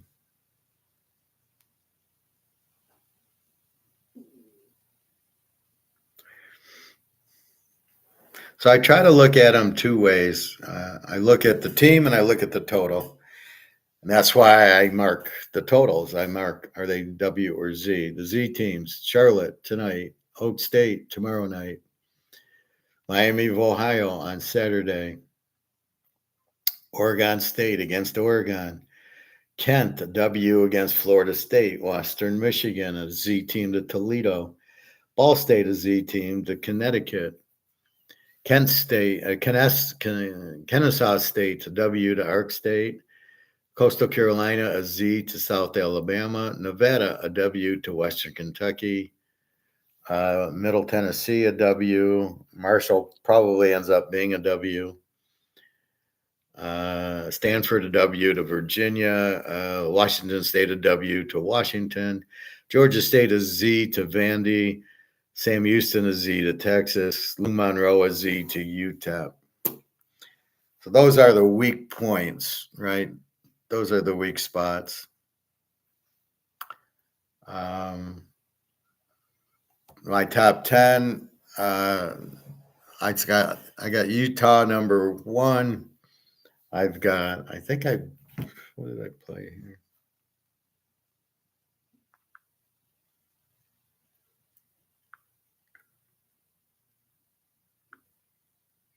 I just want to see my picks so I know who I play. Okay, I played them. Okay.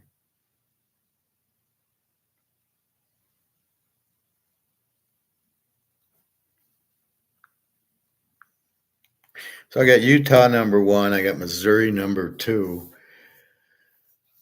Then we go, Kansas is a top 10 team. BYU will be a top 10 team. Georgia, I don't know if they're a top 10 team with that defense. Same with Tennessee. They're like a top 15 team. Texas is nowhere near top 10. Ohio State's nowhere near a top 10. Penn State, I'm sorry. USC and Washington are top 10 teams. I think the winner of the Auburn-Oklahoma is a top 10 team because Auburn beat Baylor. If they can beat Oklahoma, they're a top 10. Alabama, I don't know. They seem to be coming alive after that shredding to Florida State. Florida State would be a top 10. Miami, maybe, if they have a good enough defense. If Texas Tech beats Utah, they're a top 10 team. Let's see. What other divisions? I think that's about it. So there's 3 or 4 good ones in the Big 12. ACC has nothing. Well, maybe Miami and maybe Florida State. Georgia Tech's very close to it. If they can beat Miami or Florida State, then they'd be a top 10 team. They have the Haynes King. But I really like Utah and Missouri, and USC and Washington. Very, very strong. They've got the quarterback and the defense. That's what I like about them. Although Missouri, what's their defense? They're a 16 defense. It's a little high. Utah's is an 8. Now Utah hasn't played any. This will be a key game here. Utah, Texas Tech. I don't know if they can hold either team down in under 20. I don't think so. Dampier's too strong of a quarterback, and Texas Tech, they're going to move on them. So I don't think they can hold them down. So this might be a 30-point game. So we'll see. I mean, 30 points combined, each team. Anyway, so that's college. Economics. So I want to show some videos. Again, the rate cut was nothing. Hi, Vincent. Welcome to class. This is your economics and football class. If only we had football classes when we went to college. Would have made college so much better than the bullshit we had to sit through. But you're in the mind of a INFJ football guy, so enjoy the ride. So I'm watching my gold go down $50 because they did a rate cut, and I'm trying to think.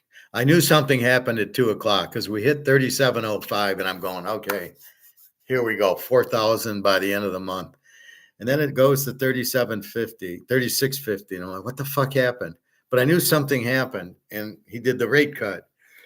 And I'm still trying to figure out what did that mean? What did the rate cut have to do with gold dropping? The market went up.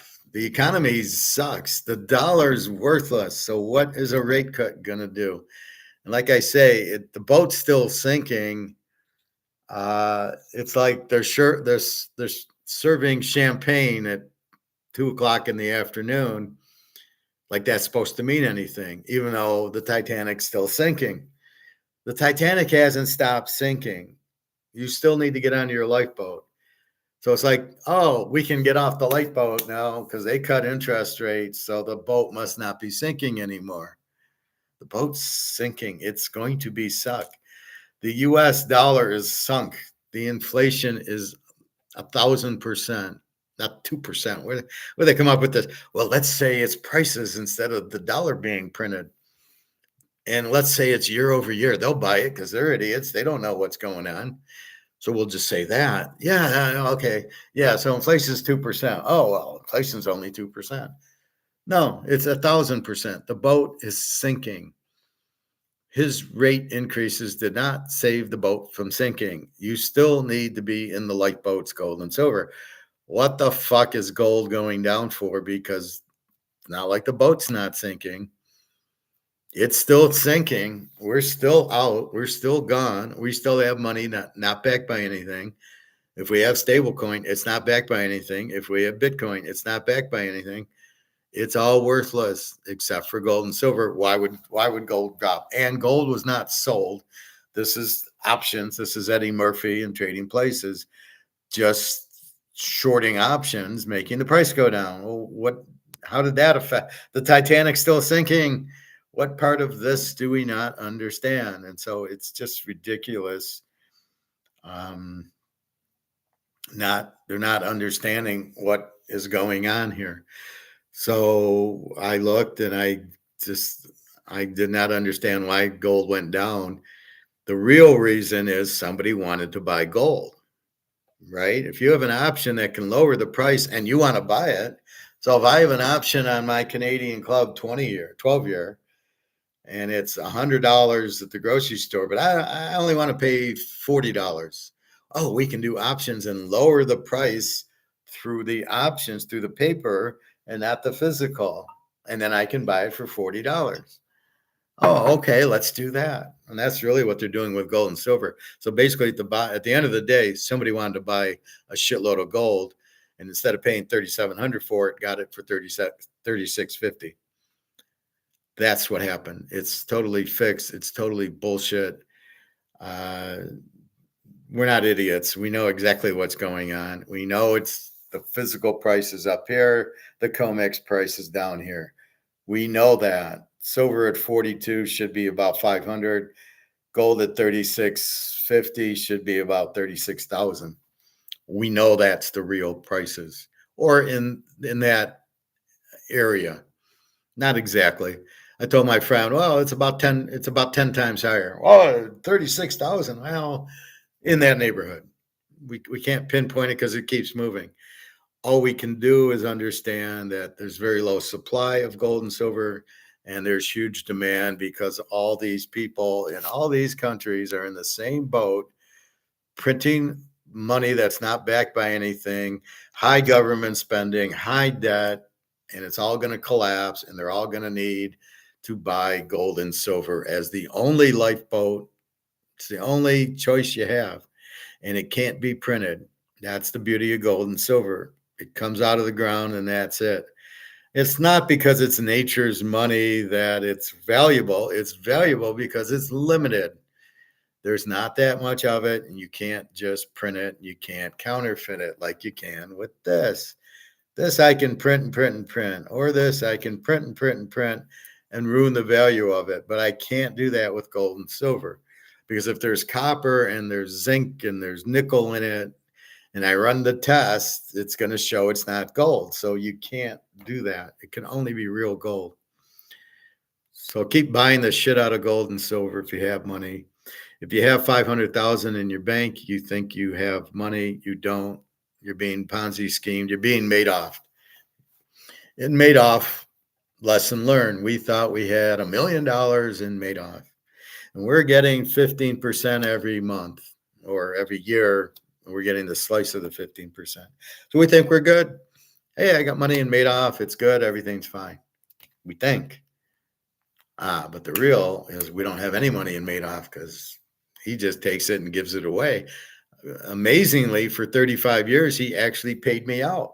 So if I came in year one with him and he's giving me 15%, I'm actually getting the 15%, which is unbelievable in a Ponzi scheme. You don't normally get it. And again, I'm still struggling to find out what's wrong with the Ponzi scheme. So at the end, when they asked him if he felt bad for the victims, he's laughing like, what victims? I paid them all. I paid them all as they were going through it. They made 15%. Why would I feel bad for them? And he's right. He just ran out of money. But you know what? So's JP Morgan and Citi and Wells Fargo about to run out of money.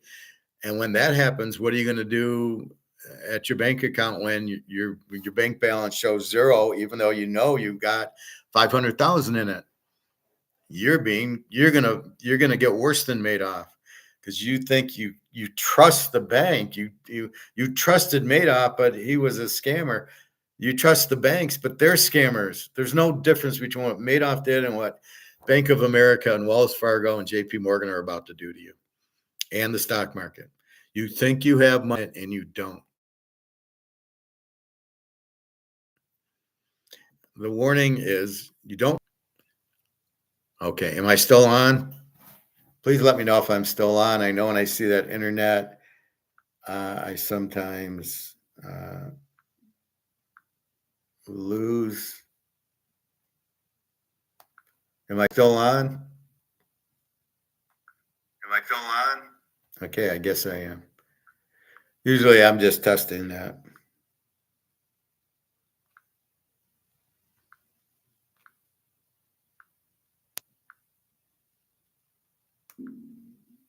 Okay.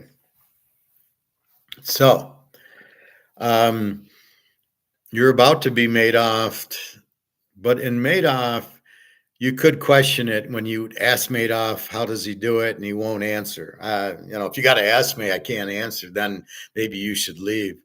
And nobody took their profit. So it's like you're at a crap table with Madoff and you're hitting your points. You've made 20 passes in a row and you think it's just going to keep going, which is kind of like the stock market right now and Bitcoin. You think it's just going to keep going up and up and up. You're not prepared to take profit. You should take profit, but you don't want it. You don't understand how to gamble. So in Madoff, you just kept going, but you kept getting your 15% out every year. So you were fine. You're like, this is great. So you don't know you're being Ponzi scheme. But when it happened, you're angry at Madoff did it, but he paid you every year for 20, 30 years, you're 15%. Why are you angry at him? He made you a 10. You were too stupid to pull your money out. But that's what's happening now. You got your money in the bank or in the stock market or Bitcoin. You need to pull it. You need to take profit. You need to turn it into gold and Rumpelstiltskin it and protect yourself because there's no way in hell red can keep hitting at roulette or black. It can't keep hitting. So as the dollar's worthless, the banks are going to Madoff you and say, we don't have any money. Well, wait a minute, you're Bank of America, you're JP Morgan. Well, they're the biggest crooks. You're Wells Fargo. What do you mean you have no money? Yeah, the money we have is not worth anything. People aren't paying their loans back, so we don't have money to pay you. In other words, the bank works by we give them $50,000. The bank then loans out the 50,000 to somebody who bought a house, and they pay the mortgage payments. And then they get 8% on the mortgage payments, give you 2% on your little bullshit savings account, and then they make 6% on the loans, and that's what they do. But when the person who's got the loan doesn't pay them, how can the bank pay you? They can't because they're not getting the 8% in and then take the 2% out of the 8 and give you. What happens? The bank stops paying you because we don't have any money to pay you because we're not getting the money in. And that's about to happen. Inflation is driving all the cost up. You can't afford your mortgage. You can't afford your car payment. The interest rates are going up because of inflation. The people that really understand inflation. So if I'm going to give Bobby, if I'm going to loan Bobby $10,000 for his little house on the lake, he's going to want. If I give him 10,000, I'm going to want 6-7% back because the money I give him is not worth the same amount. Sort of like his contract. He gets $1 million a year for 30 years. Well, the $1 million in year one and the $1 million he just got are not anywhere close to the same. The $1 million in the first year is worth $1 million. The $1 million he just got at July 1st is worth maybe 10 grand. And so therefore he should have put in an inflation hedge going, well, I'm going to need an inflation hedge, but a real one, not 3%. So I can keep getting $1 million, which he's not getting. And inflation kills the value of the dollar. So with that, so if I loan him 10 grand, I'm going to want 8-9% interest because the 10,000 I get back from him is going to be worth 5,000 because the inflation has made the value of the dollar less. So I need to charge this high interest rate. So I actually loan him 10 grand and get 15,000 back. So it's worth my while to loan him the 10 grand. So I got to charge 9-10% of interest. So when he pays me back, I actually end up getting 15,000 in the inflated dollars to offset the 10 I gave him. Otherwise, I'm an idiot for lending him money and not getting enough interest on it. So if I'm a bank and then Bobby says, you know what, the inflation's hurting me, the $1 million I'm getting isn't worth anything. Groceries have gone up, my utilities have gone up. I can't afford to pay you back your 10 grand. Okay, now I'm fucked. I can't then pay the people who gave me the 10 grand their 2%, 3% dividends if I'm a bank. So that's why I charge a higher interest rate, is the risk that Bobby paying me the 10 grand has to be, I can't do it for nothing. And I'm actually going to only get 7 or 8 grand back if I only charge him 3% interest. because the money won't be worth anything. So I need to charge them 8-9% to get 15,000 in future dollars, which won't be worth anything. And so that's what's happening. So all the banks are not going to get their loans paid off, aren't going to be able to pay you your little 2%, 3%, and they're not going to recognize your 50,000 in the bank. That's going to be gone. Sorry. I can give you $5,000. And if you don't believe me, I showed videos coming from China where they're doing that. Because China, it's the same thing. The Evergrande and the other real estate guy who went broke didn't pay the bank, so the banks had no money to pay out all their people. Right, so everybody's got $1 million yuan in the bank. They lend it out to Evergrande at $20 billion, and Evergrande goes bankrupt because they're supposed to build houses, but they didn't. They scammed them. So they can't pay the bank. The bank has no money to pay out the people who have their money for deposits, and they're all crying, I got $1 million yuan in the bank, and I don't care. I needed it because I got fucked by Evergrande. And that's what's going to happen here.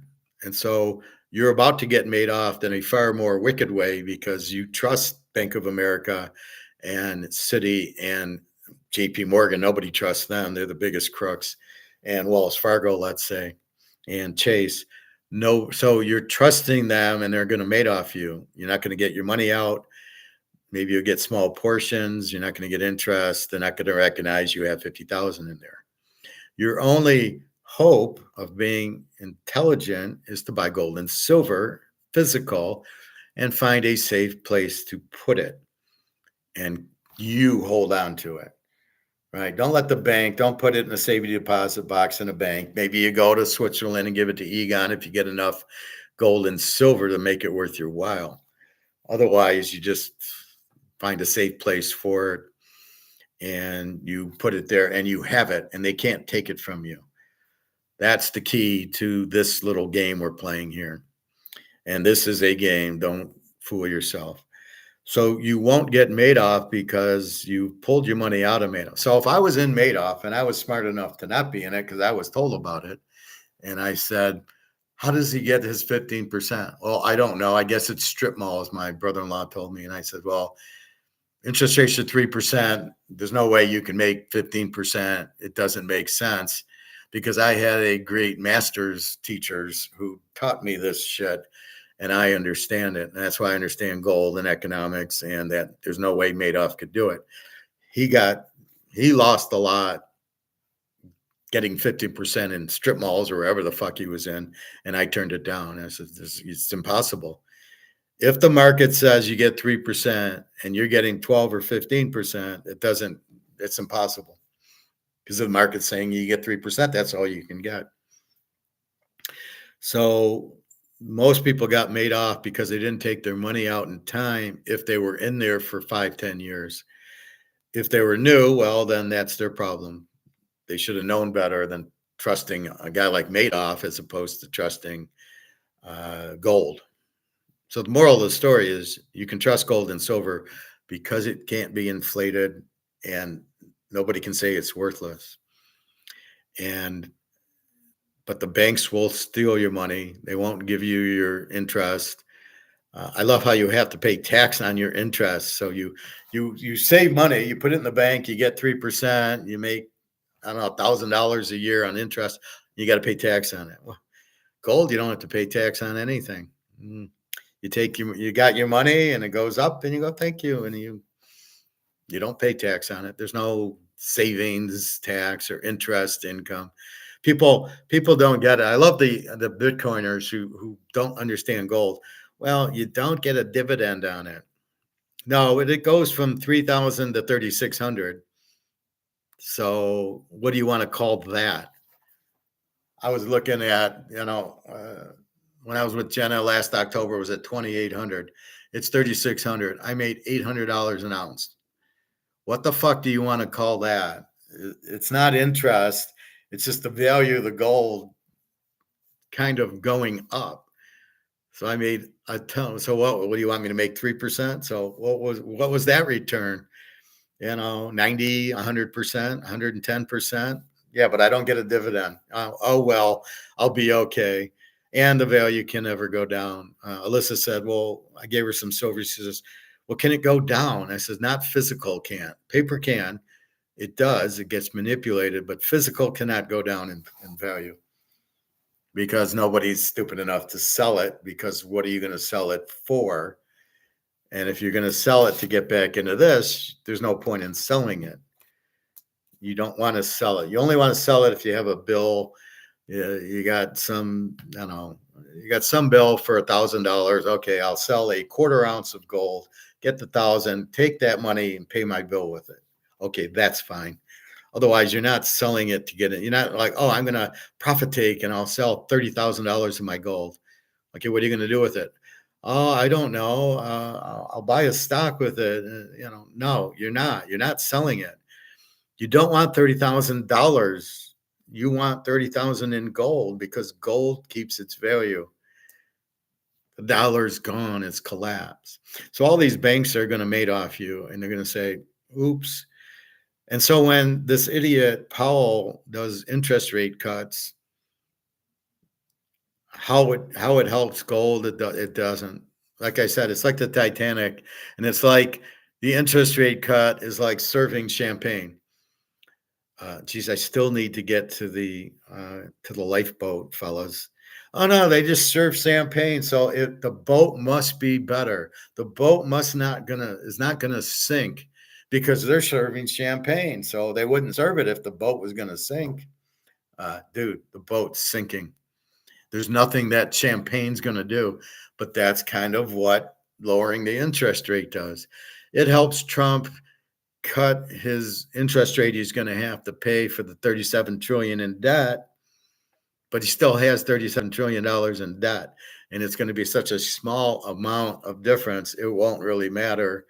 He's still got to print money, which makes the money worthless to pay the interest. If we had gold, I would say make gold $100,000. Take your 1,000 tons of gold, maybe we have, and use that to pay off your debt. But we obviously don't, because you're not paying off the debt. And you can't inflate away the debt, which means, well, we'll just make the money worthless. So inflation means the money's worthless. Well, it's already worthless. The debt doesn't go away. You still owe your mortgage on your house. If the dollar goes to zero, you still owe your mortgage on your house in whatever new medium of exchange they give us. USD2, you'll switch it from USD1 to USD2. If it's gold back, you still owe the mortgage, and the house gets revalued in gold, and your mortgage and the payment gets revalued in gold. It doesn't go away. You still owe it. So how they think they're going to get rid of the $37 trillion by making the money worthless, they're out of their minds. If we go to stablecoin, okay, you're going to owe 37 trillion in stablecoin to pay off all these countries you owe it for. And Russia and China aren't going to just go away. They want their money. And I guess Britain's buying a lot of our debt because nobody wants it. And Britain, who knows? It's all a Ponzi scheme with Britain. So you're going to get made off by the banks. You're going to get made off by the stocks. Because what's going to happen is all these people, and there's $41 trillion in the stock market from the foreigners. So the Germans have money in our stock market, the Chinese, the Russians, the Japanese. Why? Well, because their money sucks and they think I'll at least make money.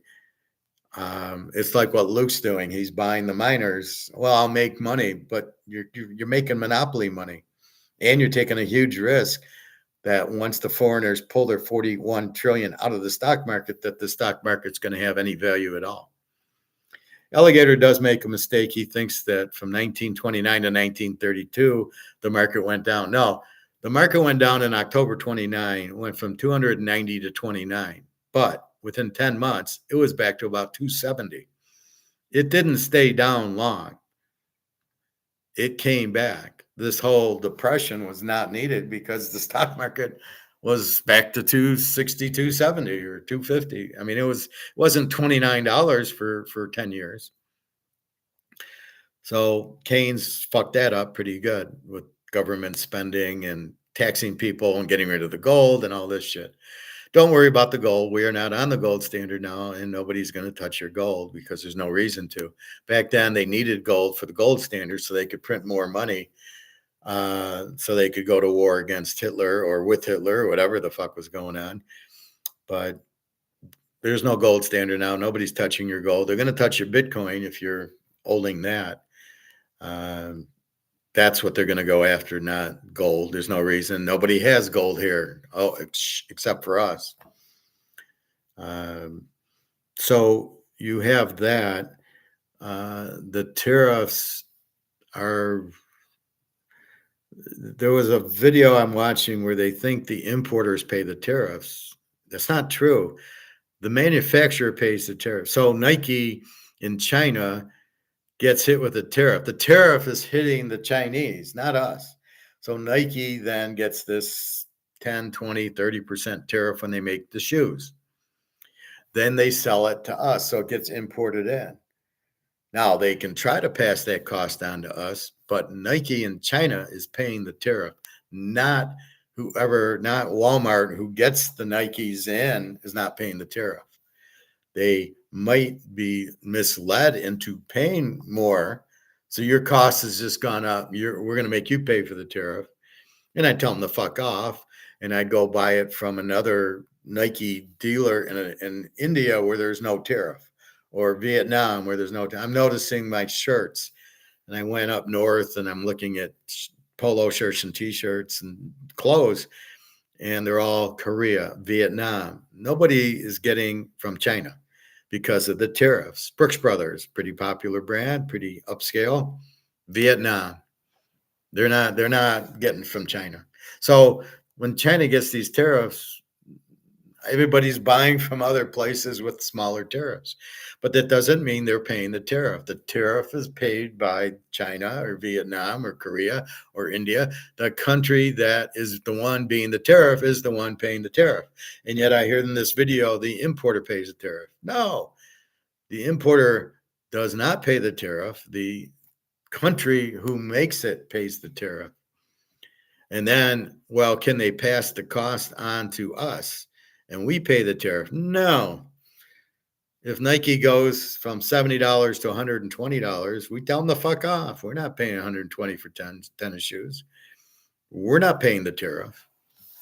The guy making the shoe pays the tariff, period. We sit there and we substitute our goods and we say, you know what? I don't need Nike. I'm going to buy Adidas, or I'm going to buy whatever the brands are now. Sketcher? I'm going to buy Sketcher instead. And there's no tariff on it, or it's a small tariff. It's much cheaper. I'm going to buy that. And so, no, I'm not paying the tariff. You can raise the cost, but it doesn't mean we're all going to run out and buy, Nike tennis shoes or Apple computers. I don't like Apple. I don't buy Apple computers or Apple phones. And I don't like this Apple TV network where I'm never going to pay for a football game, $20 a month to get it on Apple Prime or Paramount or any of those bullshit. No, that's never happening. I pay one thing, and that's Netflix, because it's commercial free, and I don't have to watch on Pluto or on Tubi 6-7 commercials every 5 minutes. It's so hard to watch now. Even YouTube, you watch a movie or even a gold thing or a football, they're losing their mind every 2 minutes. Commercial. Like, I can't watch the fucking game. It's 20 minutes to review the game. I can't watch it. Anyway, so you are about to be made off by the banks. You're about to be made off by the stocks. What do you mean, Howard? How can I be made off by the stocks? They don't have to give you your money. Well, I got 500 grand in E-Trade, which is now JP Morgan.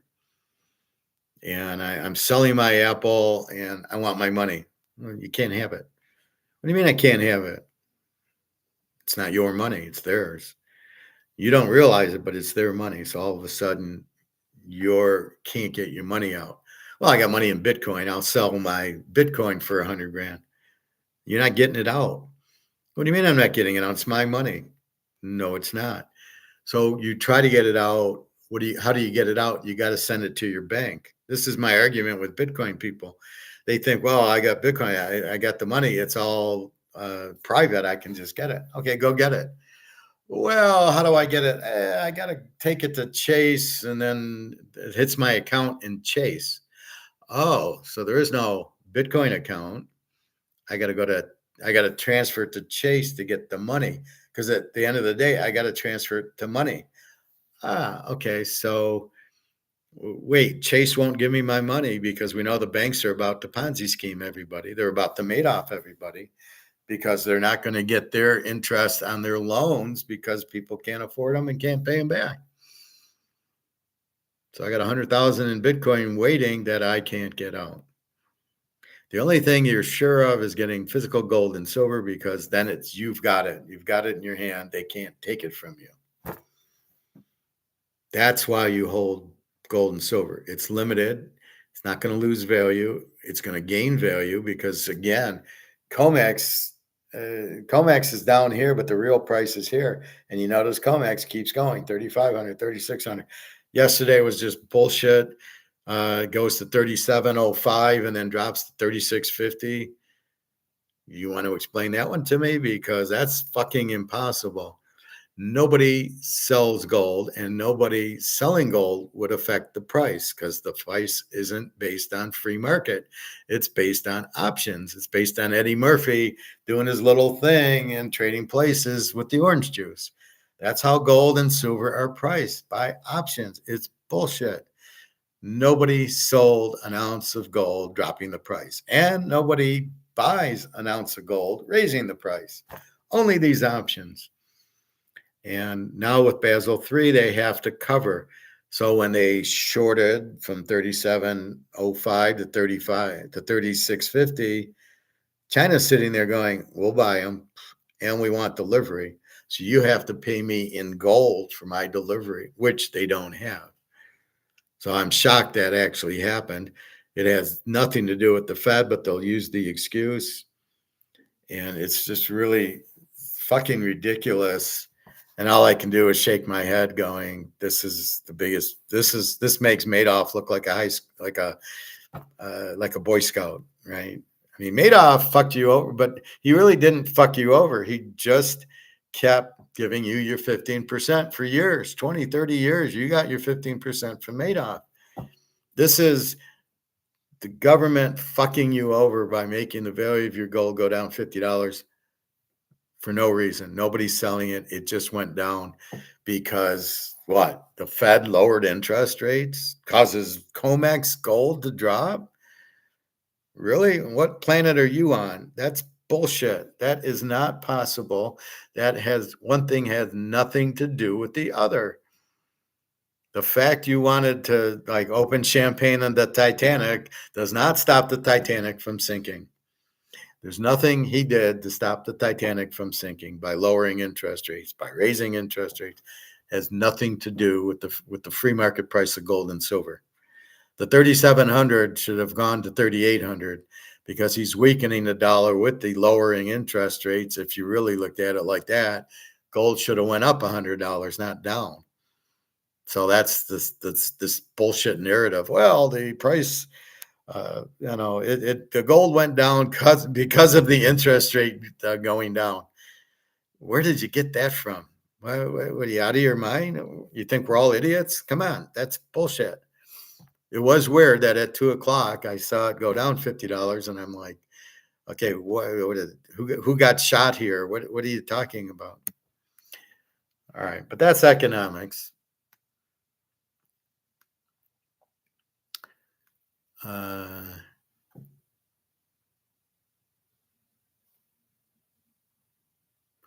right, so we're going to look at Austrian economics.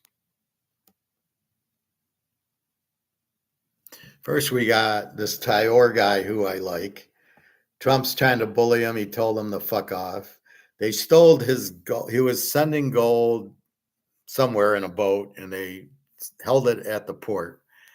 And Taylor got pissed off, as he should have. It's my gold. You can't take it. Well, you owe us for debts, so you owe us the gold. Taylor is saying, fuck you. Inside, Taylor told Trump to go fuck off. And basically, now what they're going to do, instead of, I think he was shipping it to a safe, probably in England or France or somewhere. They're doing their own vault in Bacora, whatever this is called. And so this Tayor is building a big bunker, a big safety deposit place. He's going to store the gold there. Some guy said, well, why are we sending it out? Why don't we have our own Fort Knox? And so now that's what they're doing. But Trump keeps trying to steal everybody's gold. I love this guy. What a fucking loser Trump is. Vegas is over. Let's watch that. This is Austrian economics. You've priced your customer out of Vegas. There is no more demand because your price is too high. Nobody wants to pay resort fees, parking, $30 drinks, expensive food, expensive buffets, and they get no value for it. There's no value. Everything's shot up in price. The gambling shot up in price. Where's the value? I can sit in the pool. Well, you know what? I can go up to the Lake Michigan, and go sit at the beach for a lot less expensive. So let's take this for a few minutes, and then we're going to see the same thing happen to Disney.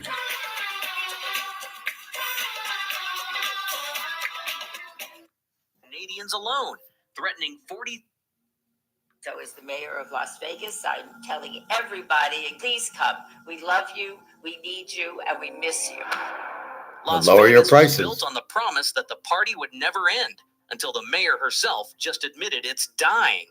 She's pleading for help as the city faces an 11% drop in visitors and stands to lose $3.6 billion from Canadians alone, threatening 43,000 jobs and nearly a third of Vegas's economy. When even the mayor calls this a crisis and confesses she's confused and afraid about what's coming, the danger is bigger than anyone realized. But the real reason Canadians and others are abandoning Vegas isn't just about money. And the truth behind this exodus is even more explosive than the numbers suggest. So what did the mayor really reveal? And can this city be saved? Mayor Shelley Berkeley stands at the podium, her voice sharper than the casino lights outside. International travel is way down. People are not coming to the United States, she says, the words landing with the weight of a pit boss's glare. For decades, Las Vegas counted on a steady stream of Canadians. Now that flow has slowed to what she calls a drip. She doesn't hide her frustration. As the mayor of Las Vegas, I'm telling everybody in Canada, please come. We love you, we need you, and we miss you. But the mayor's pleas aren't just about empty hotel rooms. She's bewildered by Washington's latest move, Nevada, suddenly labeled a sanctuary state by the Department of Justice. I don't understand what the design, I don't think they understand what they're designated, she says. She rattles off names: Winnemucca, Lovelock, West Wendover. Small towns swept up in the same confusion. When pressed, she admits, no, and I'm not sure that a conversation would yield any results, revealing she's had no contact from the DOJ at all. There's an edge of fear in her words. Berkeley warns of a tremendous fear factor rippling through City Hall, hinting at federal threats without any concrete answers. She's asked about the risk of losing federal funding over $100 million, some claim, but the mayor only shrugs. I don't know, she concedes. She insists Metro Police work with ICE within the law, but draws a line. They won't act as ICE agents themselves. Her friend, the casino industry, too. The gaming industry in general is nickel and diming people, she says, pointing to $70 valet charges and endless resort fees. The city's lifeline, tourism, now feels fragile, and the mayor's voice carries both a plea and a warning. The crisis is real, and no one's coming to save Las Vegas unless something changes fast. Las Vegas runs on tourism, and the numbers reveal just how much the city depends on visitors to survive. In 2024, Canadian tourists alone spent $3.6 billion in southern Nevada. That spending supported more than 43,000 jobs, more than the entire manufacturing sector in the region. Every casino floor, show, and restaurant relies on this steady flow of money. Tourism as a whole makes up about 31% of Southern Nevada's gross domestic product, a bigger share than almost any other city in the country. The impact goes far beyond the Strip. Hotels fill up, taxis keep rolling, and local shops stay open thanks to out-of-towners, especially those arriving from Canada. Economists at UNLV point out that Canadian visitors rank just behind Nellis Air Force Base as a pillar of the local economy. When those visitors stop coming, the effects ripple outward. Hotel staff. Well, we know all this. So basically, you've shot yourself by raising the price, so the visitors don't want to go. I don't know why they're picking on Canada, and most of it is U.S. also. I don't know why Canada goes to Vegas. They can come to Detroit, or I'm sure they have casinos in Canada. I know there's Niagara Falls has a casino I've been at. So I don't know. They probably come for the weather, but they go to Florida. But even they're not going to Florida, mostly because they're all broke. Canada is in a severe depression, and so nobody's traveling. So it's part of that, and part of the higher costs, the resort fees, the higher cost of food, hotels, parking. The Canadians, they say fuck off too. They'll go to Niagara Falls for vacation. They don't need to go to Las Vegas. And that's the thing. You're pushing them away, and they can go, it's much cheaper to go to Niagara Falls than it is to go to Vegas. And so if I have a choice, Vegas is making themselves too expensive. This is a problem. So Vegas is going out because, like I say, there's very few locals who go to them. My friend goes, he says, I never go to the Strip. He likes living in Vegas, but he doesn't go to the Strip. Once in a while, he'll go to a Raider game, or he'll go to a boxing match or an entertainment thing. But generally, he's not. And so it's not the locals that support Vegas. It's the tourists. It's me and you, and apparently Canada and China and these other countries that come there, and they're not going because you made it too expensive. Again, here's your market. If you want to price things here and your market's here, guess what? There's nobody home. You can't sell it. This is the number one thing I teach is you've got to price your market. You got to understand what your market is and what you can charge it. And that's what it is. You go up here and you try to force a higher market, you can't do it. So what these idiots on Wall Street are doing with Vegas, here's the market. And they're saying, well, okay, this is included with free parking and buffets and no resort fees and that. I'll pay X. Okay, well, let's add parking and resort fees and higher food and higher hotel. Let's add that to it, and then let's try to sell it. And everybody's like, no, this is what we'll pay. We'll pay $1,000 for the vacation. You're pushing it up to $2,000. We're not going to go for $2,000 because we still want to gamble. So it's not like before. You'd have the little breakfast buffet, and then you'd go to the pool, and then you'd play a little blackjack, and you might play some poker, and then you'd watch a football game or a baseball game. It wouldn't cost you that much. You can bet $10 on the game, and you could play poker for $100, and it'd be a very entertaining day in a beautiful casino. And now you've killed it, right? So this is Vanguard and all these investment bankers who have no idea what they're doing. Sound like a bunch of Keynesians, don't understand their market, and they're trying to sell a Tesla for $100,000 to a market that doesn't want electric cars and are not going to pay $100,000. So I'm seeing this in a lot of places where they're pushing the price up, right? Even at the grocery store, they're pushing, Coke, let's make it $3.60 for a 2-liter. You couldn't sell it for $3. You're not going to sell it for $3.60. Nobody wants it. You can't just raise prices. It doesn't work that way. We set the prices. If I'm going to pay $2 for a 2-liter Coke, you want to sell it at $3, it ain't going to work. And then you push it to $3.60. I'm $1.99. That's what I'm going to give you. Or I see it with steaks. Like today, I was at the store and it was $20 for a steak. I'm like, fuck off. I'm not paying $20 for a steak. You got to be out of your mind. I'll wait till they go on sale, or I'll buy salmon, or I'll buy hamburger. It doesn't matter to me. I just got to eat, but I'm not going to pay $20 for New York strip. Now you put it on sale, I'll buy 5 or 6 of them for $10, but I'm not paying $20. So you can price it where you want. Nobody's going to buy it. That's what I say. If we just stick to our guns and don't pay, they have to lower their price because they have to sell them. You can't just have steaks for $20 and nobody buys it and you're just going to keep your price. It doesn't work. So this is Vegas's problem. So the Canadians have their own depression. Their money's inflated to shit too. They have no value, just like the Americans, just like the UK, just like the Western Europeans. Nobody has money that's worth anything. That's probably the biggest reason they're not traveling.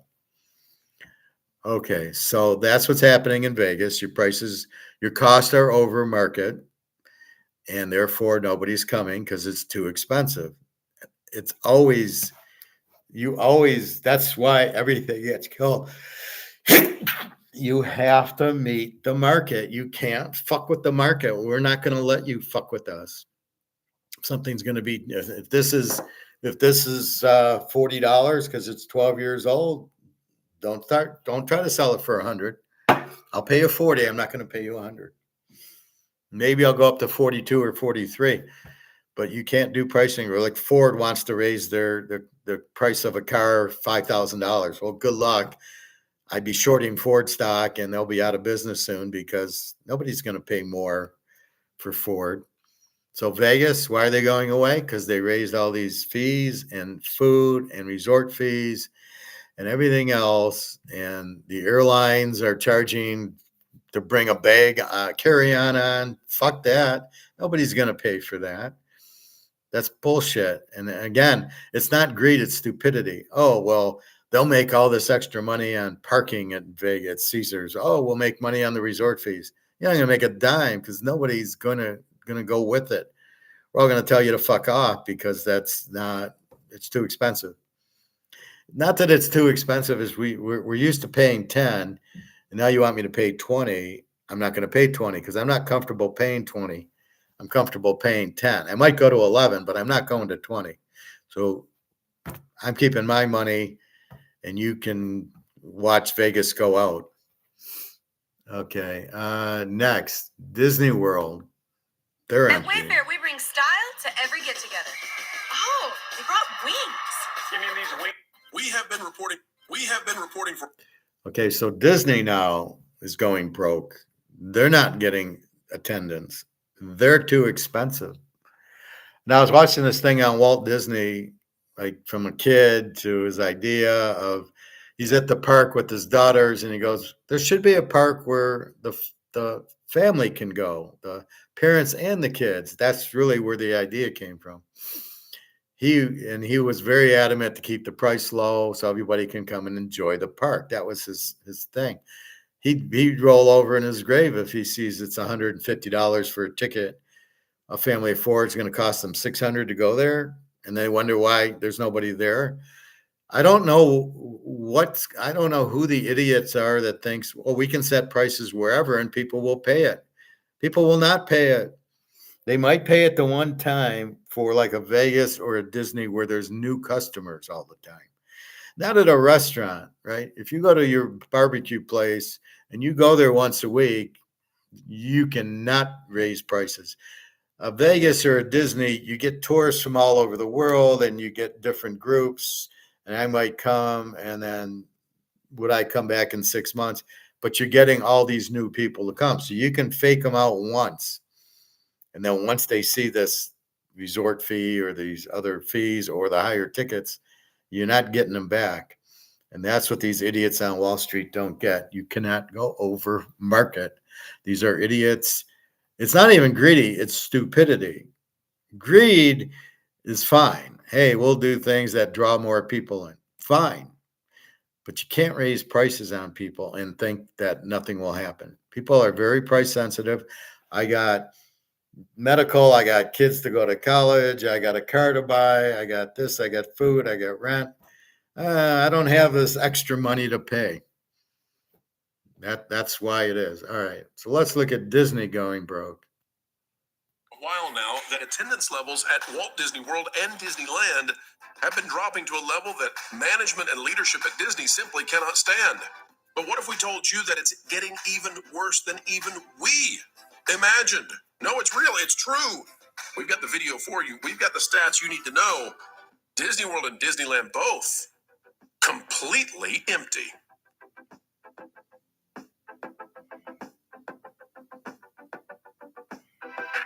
It's a fantastic day, folks, and thank you for coming our way. Mr. Bluebird is still on our shoulder, and it's a zippity-doo-dah we send to you.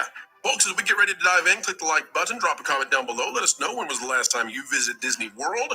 And, well, there aren't many people visiting today or tomorrow, and we've got the info on the way. It's what the pixie dusters, the cupcakers, never wanted to tell you. All right, ladies and gentlemen, take a look at this out of thatparkplace.com by Marvin Montanero. Bookmark the website if you have not yet. Walt Disney World crowds collapse. Magic Kingdom nearly empty. Hollywood Studios at crowd level 1.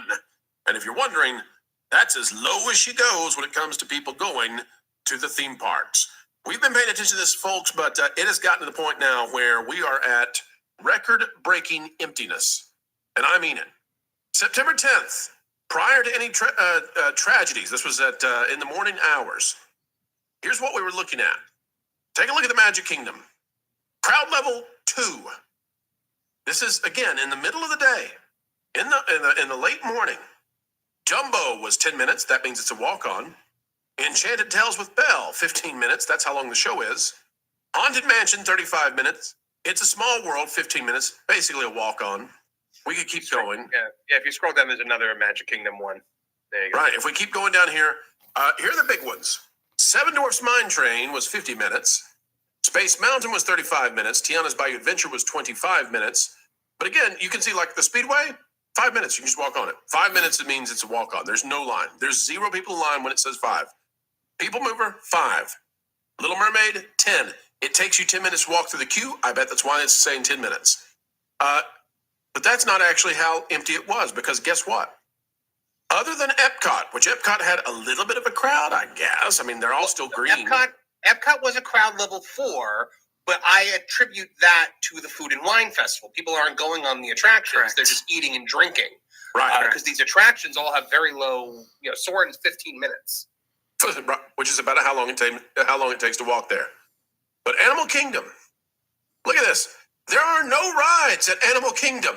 This is the full list, by the way. That's everything you got at Animal Kingdom. Is one of those a meet and greet? Is there a meet and greet on this list? Yeah. Yeah, meet favorite Disney Palace at Adventurers Outpost. Yeah. This for the other ones, I had to break them into 2.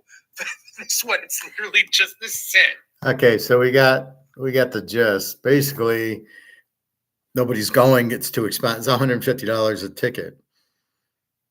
And you got to fly down to there and then the hotel and everything else. So it's the travel. It's people are broke because of the inflation. Their dollar, because the dollar's not worth anything, everything costs more.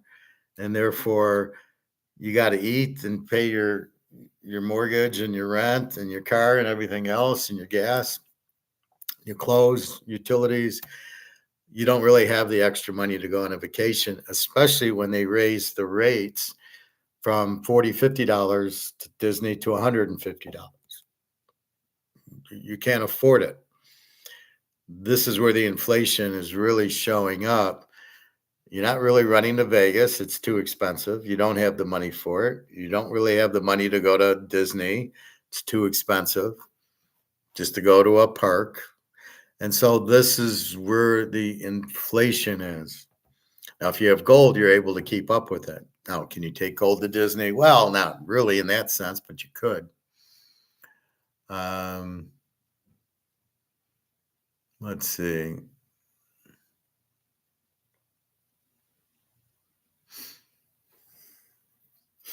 Now, there's another one I wanted to show you.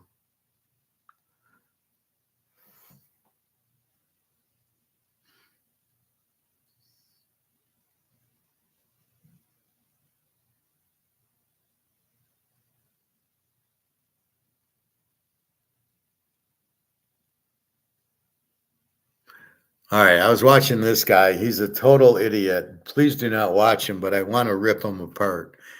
So we're gonna watch this for a minute. But this is the problem when you have uh, the dollar worthless. The costs are too high. You gotta live and take care of your family, and then be that. So you try to buy the gold to keep up with your dollar losing value, which it is. How the Comex, we understand the Comex prices the gold and silver in options, not physical. We know it's bullshit. We know when we see gold drop, there's nobody's selling an ounce of gold because you'd have to be out of your mind. You might sell 1 ounce, like I said, to get 3,600 to get, to pay for stuff. Otherwise, you're not selling your gold. You don't sell it because we know it's going to be $10,000 and it's going to be 20,000, and we don't want to sell it, and then we don't want to sell it and get back in dollars. So we don't want to do any of that. That's just bullshit. So here's this moron who I don't really want to give time to, but we want to see it because I'm gonna destroy this guy. If you're a landlord or own a single family home, stop right now and listen to this. We're going into a recession. Which is what I Looks enjoy like to the do. central banks of the world are slowly losing control over interest rates. There is breaking news as we come on the air. The Trump economy is sputtering. We learned this morning that job growth in the past 3 months has all but ended. The jobs numbers changed again, and we're now showing we actually lost 13,000 jobs in June. That is the first negative jobs report since 2020. Do we care about that? No. We only care that they printed the dollar to nothing. We only care that the banks are going to steal everybody's money and that the stock market's going to crash because all the foreigners are going to pull it out. Do we really care about the jobs number? No. Do you ever hear me talk about it? No. Why is this idiot talking about it? This is the problem. Again, he's serving champagne on the Titanic, and the Titanic's still sinking. Oh, well, the jobs number. Who gives a fuck? All right. So this is kind of a Bitcoiner, a Keynesian. I'm not. He's a moron, basically. And the most recent August one was also bad.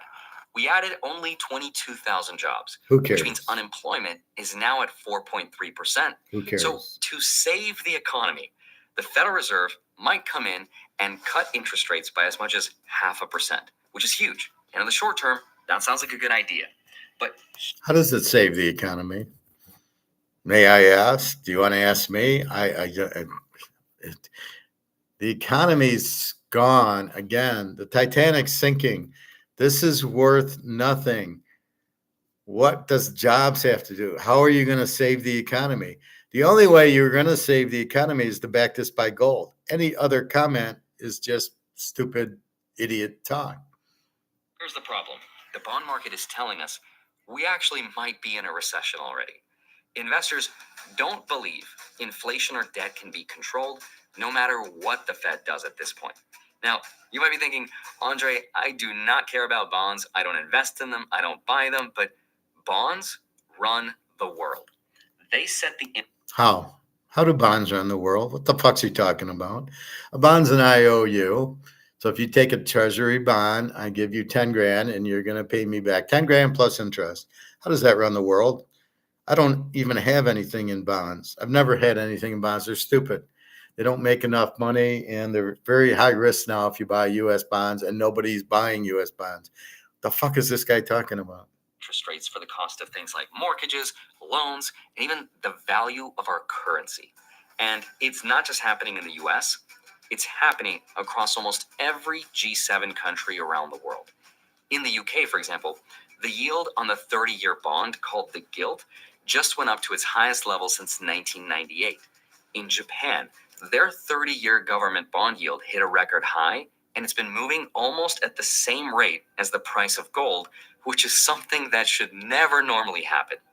In Germany and France, their long-dated bonds are also at multi-year highs. And here in the US, the same thing. Even though the Fed is telling us they are preparing to lower interest rates, the opposite is happening. The yield on long-term bonds is going up. Everywhere you look in the world today, the long end of the bond market, is going in the opposite direction of where we want it to go. So why did our gold go down $50? What does this have anything to do with gold? Nothing. What does this have anything to do with the dollar losing value? Nothing. The inflation's still, the money's still printed. The Titanic's still sinking. What does this have anything to do with it? Nothing. What is this idiot talking about?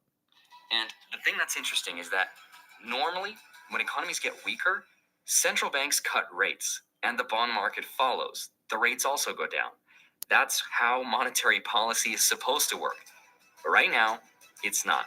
This is the special situation we're in, which is we have two-sided risk to both of our goals. And if central banks are losing their ability to control interest rates, that's usually one of the first warning signs that the world economy is in trouble. Now, first of all, the market controls interest rates, not the central bank. Secondly, we're in trouble because of mass inflation. The money's worthless all over the place, and you need gold. Not quite sure what he's talking about. I like ripping people who come on here and they really, what's he saying? He's not saying anything. That nothing makes sense. And he's just running a video that makes no sense. I know that all of this is insanely complicated. So in this Not video, at all. It's very I'm going to try to simple. explain why this is happening across the entire world. And I want to explain what it means for your investments like Bitcoin, gold, stocks, the housing market, and what I'm personally doing to prepare. So I with can't that wait. said, let's get into it. Hi, my name is Andre Jick. Hope you're doing well. Come for the finance and stay for the bonds. Now, in this video, you're going to learn more about economics than you ever wanted to, and it's going to put you to sleep. So enjoy. Now, it's important to understand Not when that I teach whenever economics. you hear nerds like me talk about yields or interest rates, it's the same thing. A bond is basically a loan.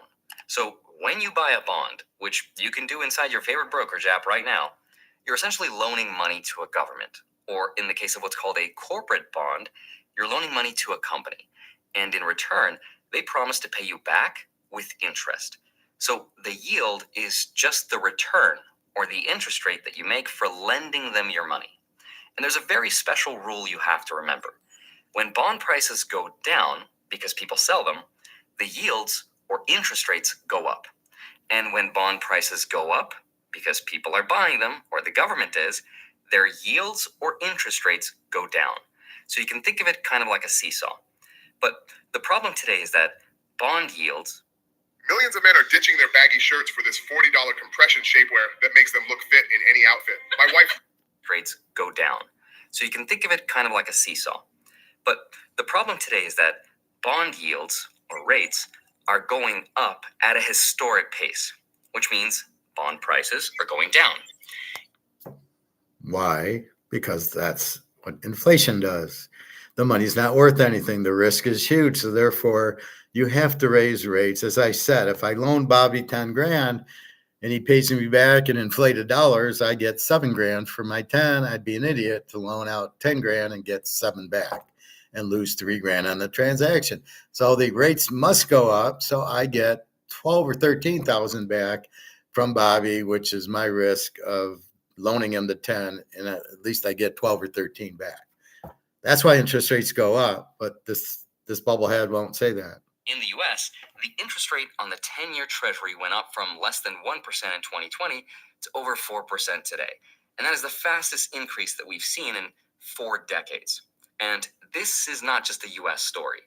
In Japan, bond yields used to be stuck around 0 for decades because the Bank of Japan literally put them there by force under something called the yield curve control.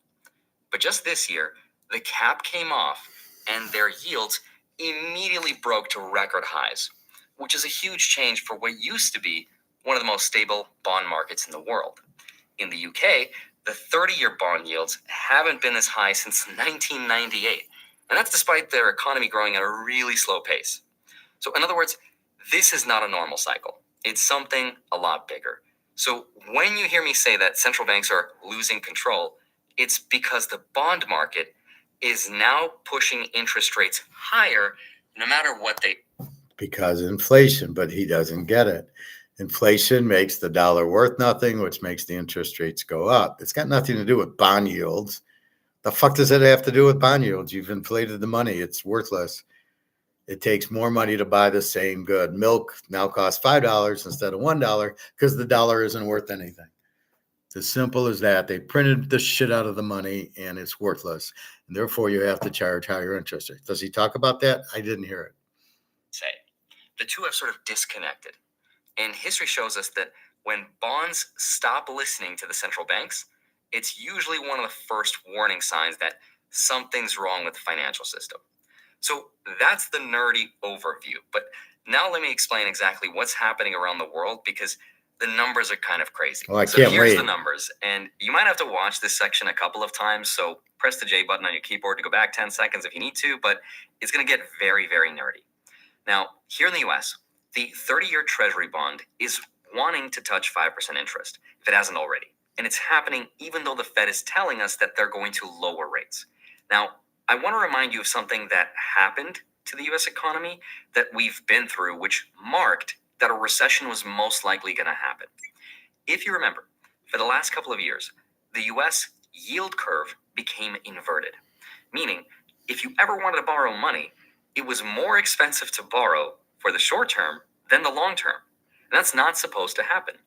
That's bad because normally, if you're buying a treasury bond, you would want more money for locking your money away for longer because you take more risk. So you're like, if I'm going to give you my money for 2 years, fine, pay me $100. But if I'm giving you my money for 10 years or 30 years, pay me more money, right? That's how it should be. So the line, or the curve, as economists call it, slopes upward. That's when the economy is healthy. So that makes sense. Now, an inverted yield curve is when the opposite happens, and it usually signals a recession will happen in the future. In fact, here's a chart that shows what happens when the 10 and 2-year Treasury bonds become inverted. You can see a kind of countdown clock begins, and we get a recession at some point after the inversion. Now, in the year 2022, our curve inverted, and it went on to become the longest inversion of all time for about 2 years straight. Now, we have not yet declared this recession, but today, the curve is steepening again, which at first sounds good. Sounds like we're recovering, but we're not. That's because in a healthy looking line, the steepening happens because short-term rates fall as the Fed cuts, while long-term rates might drift a little higher, but they stay relatively stable. That's a good steepener. As the Titanic keeps sinking, what the fuck is this guy talking about? Who cares about interest rates?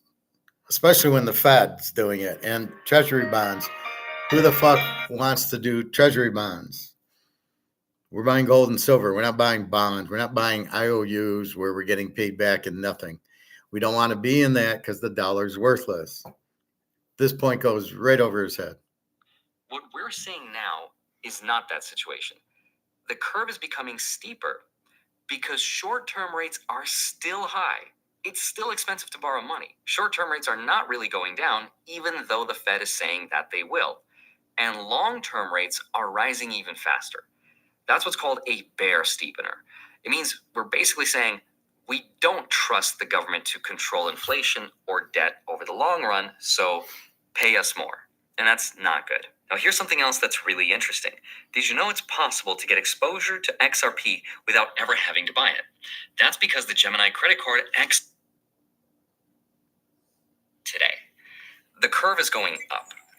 When the 10 and 2-year Treasury bonds get steeper, like right now, this cool little device can help you add years to your life. It tracks key biomarkers related to cellular repair. Like right now, it almost always happens right before a recession. By the way, here's that same chart, but now overlaid with recessions again. You can see almost every single time we dip below the zero line, this red line right here, that's the inversion, which we already had, if you remember, back in 2022, and it lasted for a really long time.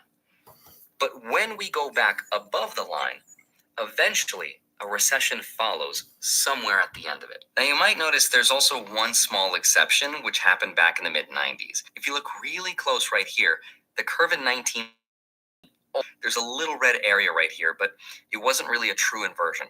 It was more of a flat line, and it was really quick, and the economy just kept growing. It was basically a false positive. But when the curve inverted again in the year 2000, it lasted longer, and that one did accurately predict the 2001 recession. And if we fast forward to today, what we just went through wasn't shallow. We were inverted for almost 2 years. It's the longest inversion in history. And that's what makes this really interesting.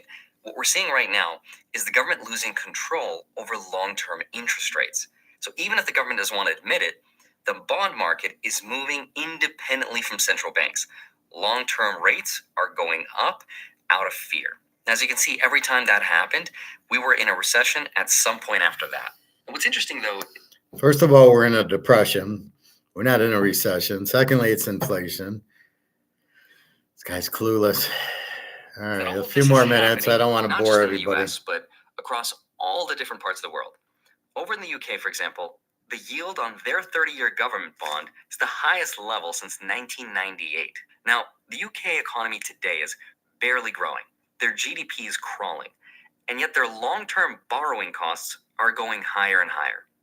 The best analogy I can think of to explain what's happening is it's like trying to pay off a huge credit card bill that keeps getting bigger and bigger at the exact same time that your income is expected to go down in the future. Now, this is not the first time the UK bond market went through something like this. Back in 2022, former Prime Minister Liz Truss tried to push through unfunded tax cuts. So investors panicked, their bond interest rates went up, and the entire UK pension system almost collapsed. The Bank of England had to step in and buy their bonds just to keep the system from breaking. Now, in Japan, for decades, their bonds were basically frozen at zero because the Bank of Japan controlled them through the yield curve control. Now, investors used to joke that Japanese bonds were basically free money, but not anymore. This year, Japan's 30-year bond yield broke above 3.2%, which is a record high. So having said all that, if you made it this far into the video, here's how I'm personally investing and thinking about all of this. The reality is, by a lot of measures, I think we're already in a recession because household debt is stretched, credit card balances are at record highs, the job market is weaker than headlines were telling us, there's social unrest, people are angry at immigration policies, birth rates are at the lowest they've ever been, and now the bond market's in trouble. But since the government has changed the definition of what it means to be in a recession, I guess we're not officially in one yet. I think history shows us that cycles like this always end through one of two ways. Either through more inflation eating away at our debt, or through some kind of a reset, and it forces that system to change. Now, unfortunately, that reset mechanism is usually something like a conflict or a war. And I think we're seeing a lot of evidence of this around the world. There's more and more conflict, and leaders are starting to take sides and form new strategic alliances. Now, from an investment point of view, I have no idea what the best investment is. I have my guesses, but I don't know. And that's why I'm diversified. I own a portfolio of stocks, which you can find down in the link below where you can see all my holdings. I own some real estate. I own Bitcoin, which is becoming bigger and a bigger part of my portfolio. I keep some cash on the side by holding it in short-term treasury bonds, but here's what I think is the strongest likelihood of happening in the future. Regardless if we're in a recession or not, I think there's going to be more social unrest, more geopolitical issues, more division.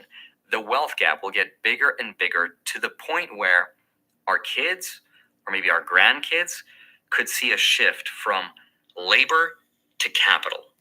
Meaning, instead of it being important to find a job and make money, it'll make more sense to just invest. I think there's this weird future where... What an idiot. Oh, he forgot to mention gold. This is the problem. This is your financial planner. This is your financial advisor. Diversify. No, you're in gold. That's it, period. You diversify in baseball cards and gold. And then he says you don't work. You're just going to invest. Invest in what? Stock market's going to crash. Can't put your money in the bank. Where's your investments? Bonds, stocks, Bitcoin? Oh, we'll make more money doing that than actually working. This guy's out of his fucking mind. Sorry to bore you with this idiot, but I think I added a comment. Gold is the only investment to be in, the only lifeboat. This guy is clueless. Who says he's an economist? I love that one. Bitcoin has no correlation to gold. It's a Ponzi scheme. He made a comment earlier that I went through, that Bitcoin, like how Bitcoin's related to gold. It's not. It's got nothing to do with gold. We're in a stagflationary recession, but unlike the 70s, there's more government control being exhibited over presented figures and corporations.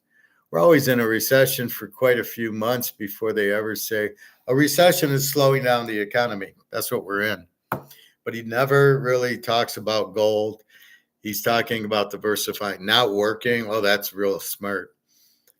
Yeah, we'll all invest in stocks and Bitcoin, and we'll watch it go to zero. And with no work, you don't get paid, which is not what Say's Law is. So Say's Law is you go to work, you make money, you take the money and you spend it. And that's how the economy works. And I made this comment yesterday about AI. If everybody's AI, you will not have an economy and everything will blow up, because you need people to work to spend. AI doesn't get paid. That's the whole point of AI. Well, we won't pay you. We won't pay AI. They don't get sick. They don't take vacations. They just come in. It's all video. So they don't get paid. Well, they can't spend if they don't get paid. How's the economy supposed to work if everybody's AI'd and lose their jobs? Anyway, that's what we got. 3 hours. That's my limit. All right. www.teaserking.com. I got about 12 plays out there now. They're all out there. I got one lock in the pros. A lot of strong college plays, 15-unit ones. Love the menu this week. We're waiting on sellers to play Missouri, Daggio, all those guys. So that's where we're at. And that's it. So I hope you enjoyed. Again, I'm giving you the signs. Disney is fucked. Vegas is fucked. If you mark things too expensive, nobody will buy. So you try to get the market and you try to sell to the market. You don't fuck the market over by, the market's 50, we're going to charge them 100 and think the market's going to take it. The market won't take it. You can get away once, you can fuck people over, but you can't do it twice or 3 times. You're not going to get repeat business to Vegas because nobody likes the resort fees, the parking, more for the drinks, the food's too expensive, the hotel, no, you can't consistently get these people back. You can do it once, which is what they did. Disney, same thing. You get them. It's $150 to go in the park. Fuck off. I don't need to go. I can go to Lake Michigan, lay on the beach and go play golf, and it's not going to be that much expensive. And I can drive there. I don't have to fly there. So I think more people are driving to the lakes and playing golf and just relaxing, or going to I can go downtown to MGM and play poker. I don't need to go to Vegas. I can bet football there. I got my own guy to bet football with, but I can watch poker, and I can do everything here. I don't need to fly there. And if you're going to take the experience away and make it too expensive, it's not going to work. And that's so everybody's away, and now there's nobody coming. Now, she was pointing out the Canadian tourists, but the American tourists aren't coming there either. Now, my friend said, there was a boxing match, so people came in. Maybe they did, maybe they didn't. And if they did, they came in for a Saturday and left Sunday. They came in the day of the fight, and that's it. Or the Raiders game, they're going to fly in Sunday morning, watch the game, and fly out. Where before they might stay Friday night, Saturday night, and leave Monday. They're not going to do that now. Nobody wants to pay for parking or the resort fees, and that's mostly the California people who you're fucking over, because I don't get a car when I fly. I fly in, I take a taxi to the airport, I'm walking around. And I might take a taxi to go from one side of the strip to the other. It's the people driving in from Los Angeles, San Diego, Utah, Arizona, who drive in, who are going to need the parking. And you're fucking them over, and they're going, fine, we won't go. We'll go somewhere else. And this is the problem. You can't overcharge the market. If this is the market, that's what you got to charge. You can't be up here. There's nobody home. And let's take our last look at gold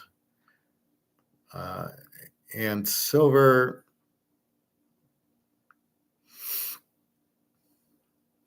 Before we leave, gold's up 36.44, so it's holding nicely. 36.50.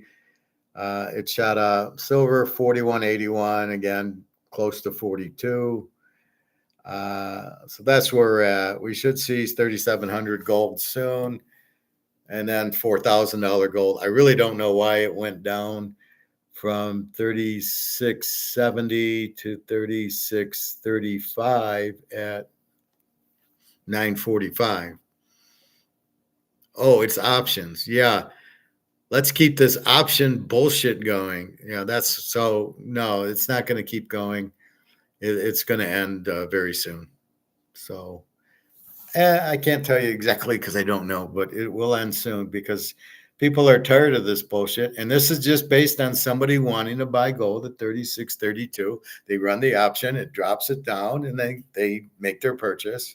Like, it really saved them a lot instead of buying it at 36.70. It's still way under 10,000, and silver at 41.80, still way under 100.